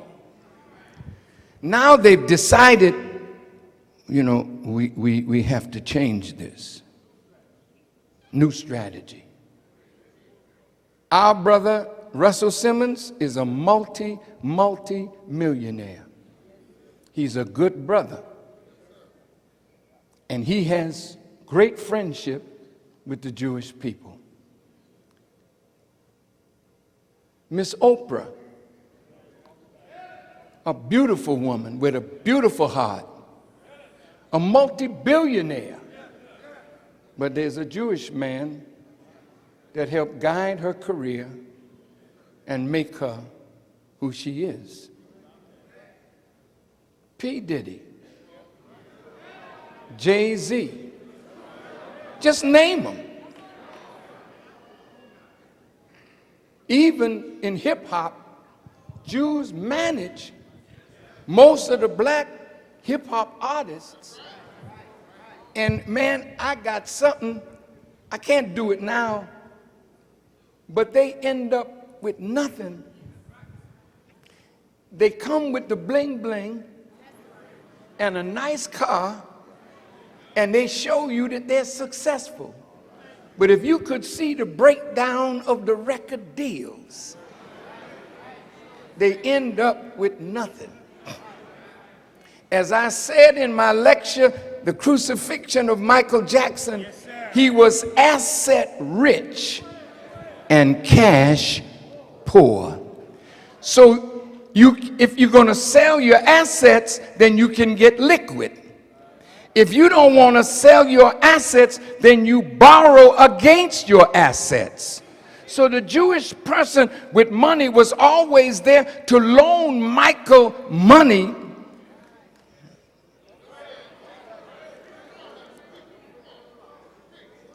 because Michael was smart enough to buy the catalog of Elvis Presley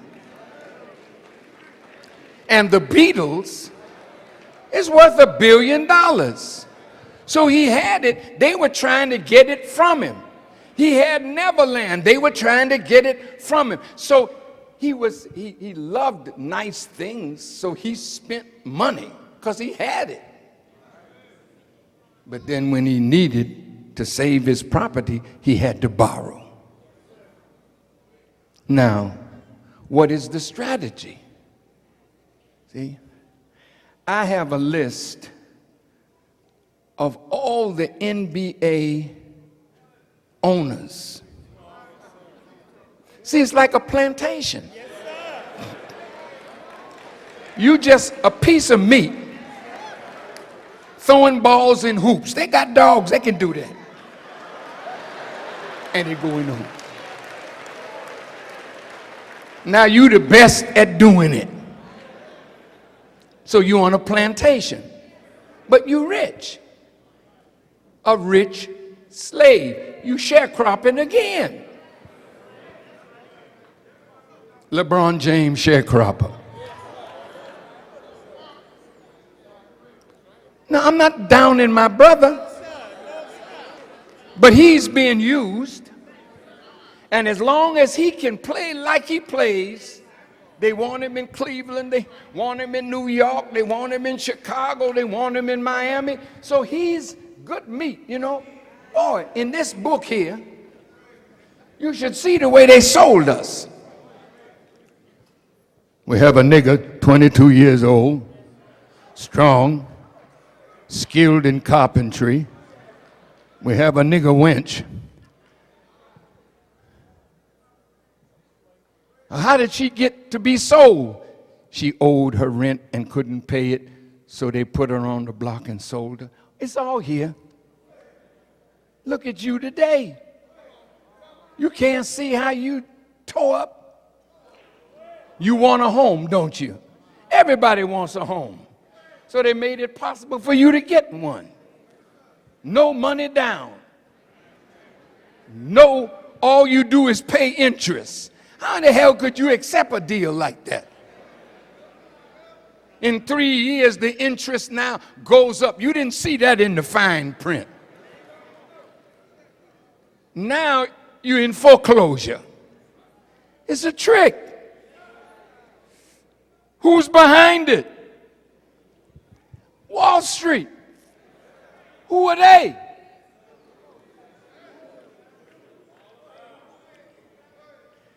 Well, they didn't just do it to you. They did it to America. I know this is rough. Did you know that in 1913, when the Federal Reserve Act was made, America was $2 billion in debt? Less than 100 years later, she's $13 trillion in debt. How did all that happen?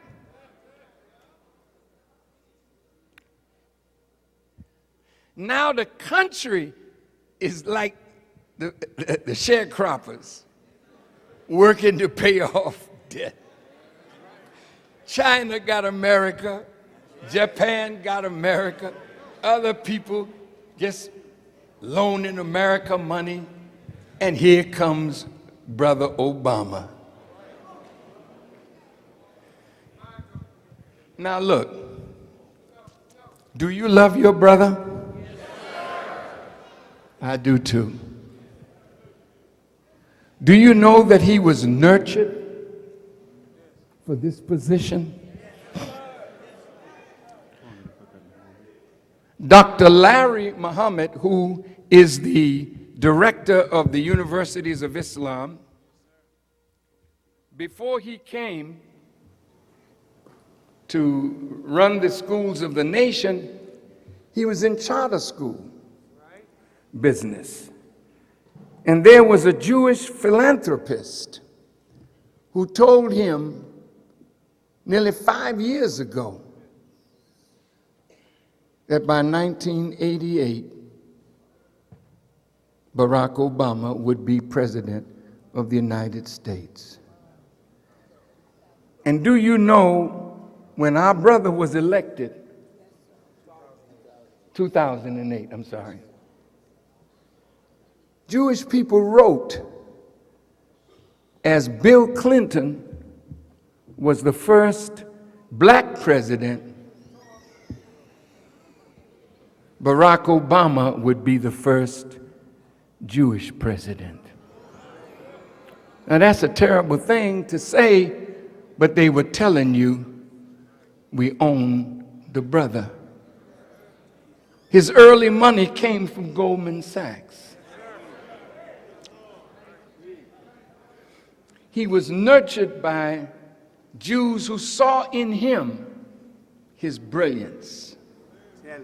He's a beautiful human being. Tell it. And they knew that as brilliant as he was, they could use him to trick black people away from the promise of God. Go ahead, Minister. He's not a willing participant in madness.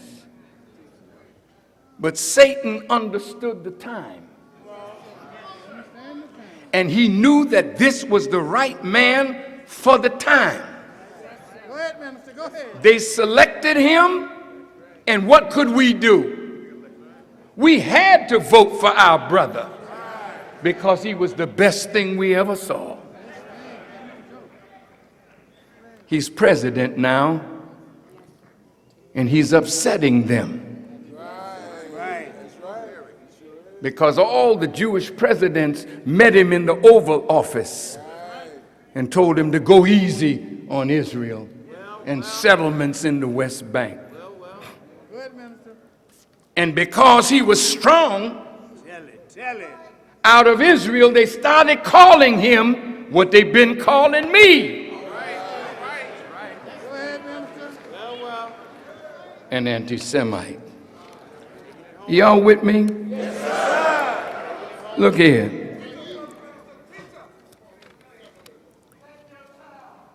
No, I don't have a lot of time, but I do try to take it. I don't mean to wear you out.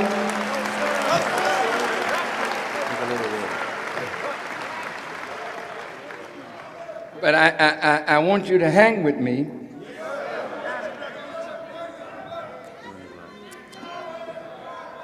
Because now, our brother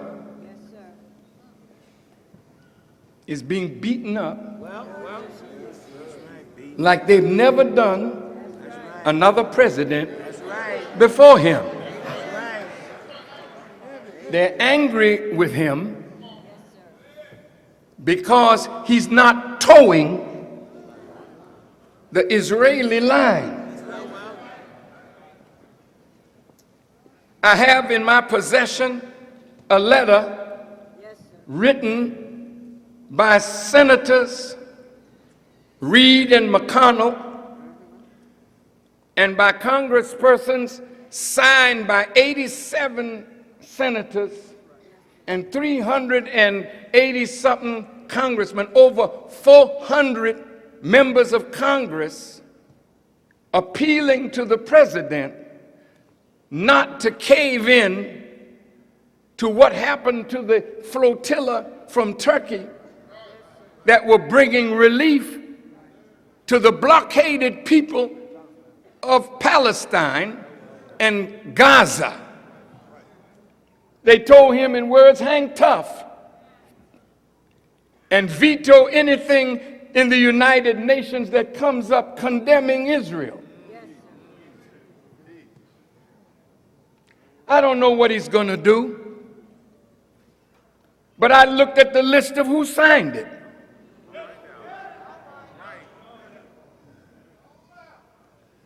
You don't have no real representatives. You know that, don't you? All your representatives, for the most part, are bought and paid for. They will fight for you up to a point. Now I'll have to let you go. Listen. President Obama can't talk about reparations. Can't talk. He's not going. He ain't bringing that up. No, sir. No, sir. I have here a letter that I wrote to Abraham Foxman with a copy to the President of the United States and all the leading members of the Jewish community. And soon it'll be on the desk of all our college presidents and members of Congress. But, brother, would you do me a favor? Put up that ferry with all that cotton on it. If you can find it while I'm ending this. Now, look, let me go over there a minute. Look here. You see these bales?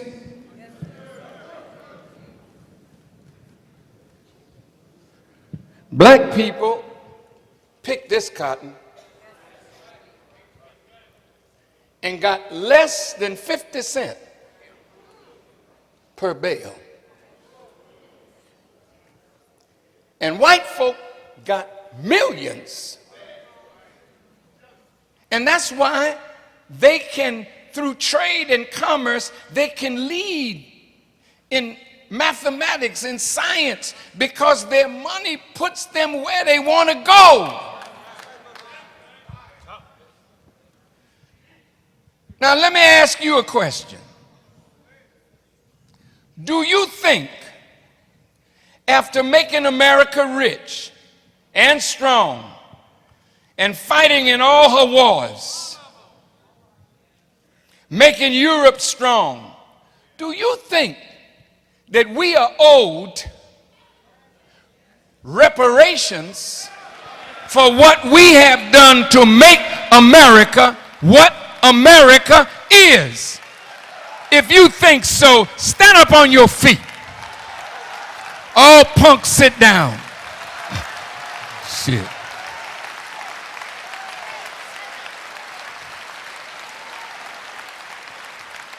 Well, all right.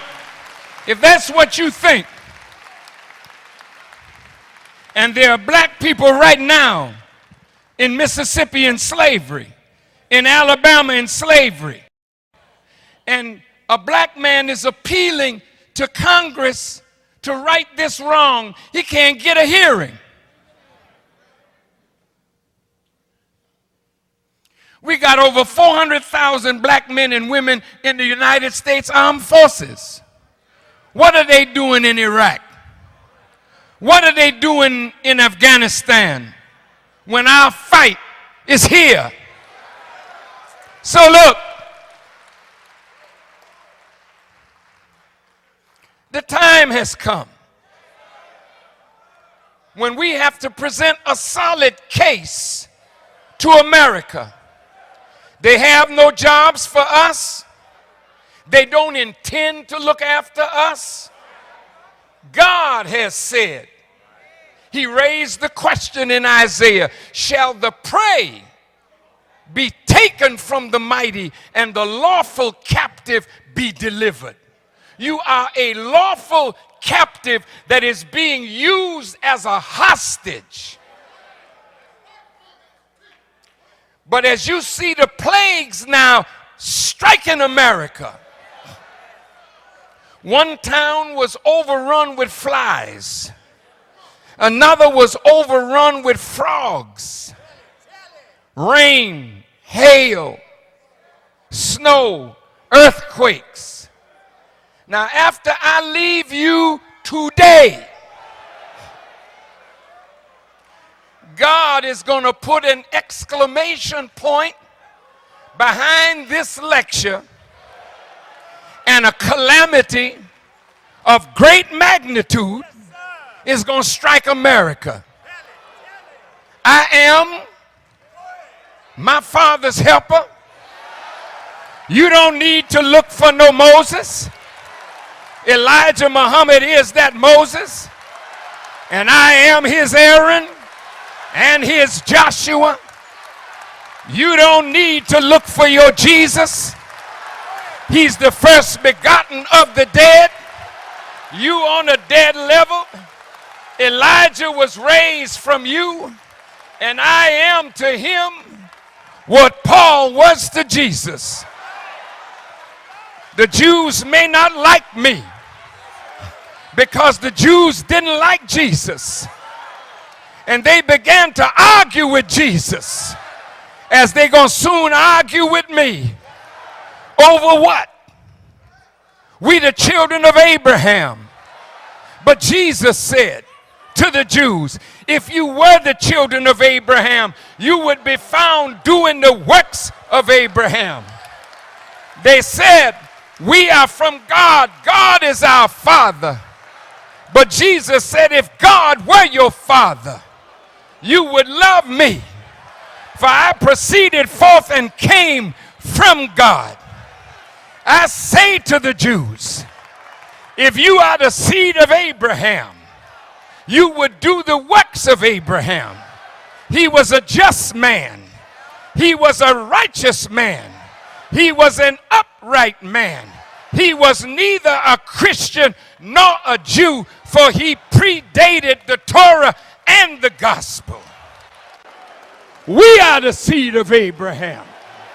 We are the children of divine promise. We are the people that God has visited.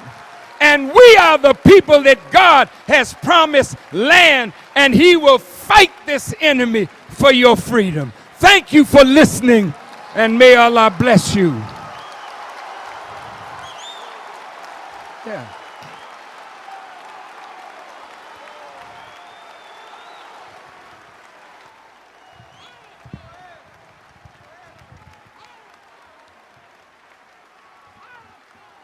Allahu Akbar. Allahu Akbar. The Honorable Minister Louis Farrakhan.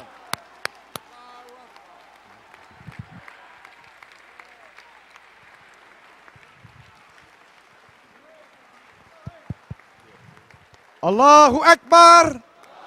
Allahu Akbar. All praise is due to Allah for the Honorable Minister Louis Farrakhan. If you misunderstood me, I said he met with the presidents of the major Jewish organizations in the Oval Office in the White House. Not Jewish presidents, but the presidents of major Jewish organizations. Now, it's nearly 400 that signed that letter. I have their signatures. Well, family, Yes, sir. Yes, sir, brother. I thank all those who are listening by radio. I thank all those who were not afraid and turned their radio off. Now, you ought to know that a lecture like this has put me in deep trouble with those forces that run this world.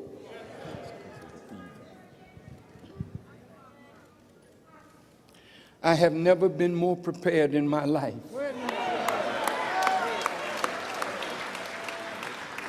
to do what it takes, even if it's the loss of my life, to free you. But I can tell you, they killed their last prophet when they killed Jesus.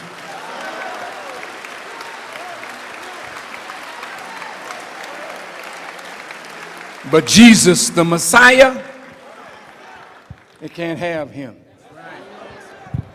The Messiah is not 2,000 years ago. He's today. He comes at the end of the world of the wicked. As the Bible teaches you, God's coming is after the workings of Satan. Revelation 2 and 9. Those who say they are Jews and are not, I will make them of the synagogue of Satan. So be careful of what church you belong to today. Make sure you belong to the Church of Jesus Christ, that one who is bringing in the kingdom of God. May God bless each and every one of you. May God guide you and protect you. And I pray that if there's any fear in your hearts, that Allah will remove that fear, because right now your enemies are trembling. Because if this truth is in your hand and you are willing to share it with them, you'll see them try feebly to defend it, but there is no defense. I wrote them and told them there's two things that they can do. I said, we are armed with the truth, and we could charge you with being the most virulent anti-black group, parading as a friend but acting through this book as our worst enemy. We thank God for those Jews who would befriend the black man, and those Gentiles who hear what I'm saying. Stop looking over there. If there's something you want to do to get a blessing, help me. Go ahead. To help free our people. Listen, listen, listen, listen. It's written in the Quran that Allah took a covenant. That's right. That's right. With all of the people to whom he sent a prophet. That's right. That when that one comes, who is found written in the Torah and the gospel, that you should help him. I represent that one. I am an extension of that one. And even though he is not here, I am here to represent him. So if you help me lift this black man up from his degraded state and help me to civilize him and put him on the road to building a nation, then the judgment of God will be kept back from you. But the window of opportunity for you, America, is very, very short. I said, now you can marshal your forces and come against me and the Nation of Islam with all you got. I said, but if you take that route, Allah God and his Messiah, the Honorable Elijah Muhammad,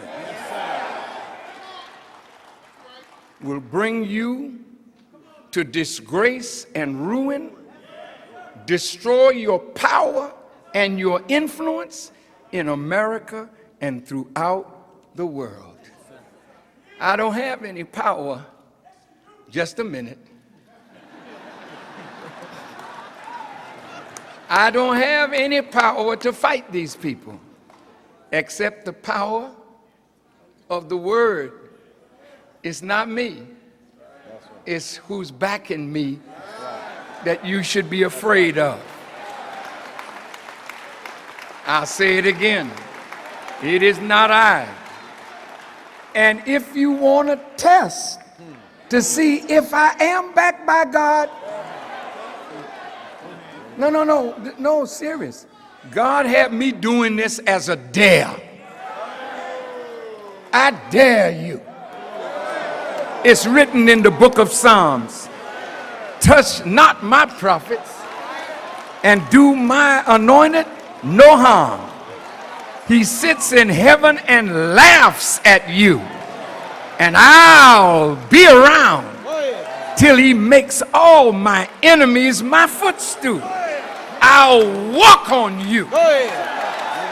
So if you want to show who got God with them, bring all your forces and come against me.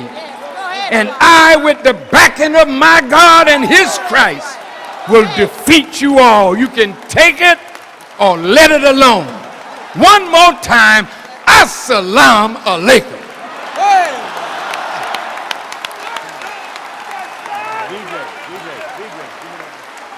Brothers and sisters, let us hear it for the Honorable Minister Louis Farrakhan here in Atlanta, Georgia, all over America and throughout the world. Today's DVD is available in the lobby, store.finalcall.com. All of the books that Minister Farrakhan held up, they're available in the lobby. They're at store.finalcall.com. Thank you, brothers and sisters. Visit us, store.finalcall.com. Today's DVD. Once again, today's DVD and CD is available in its entirety in the lobby. And you can visit us at store.finalcall.com. We look forward to serving you in the lobby. Thank you. Let us now be still. Let us not break apart before we close with prayer.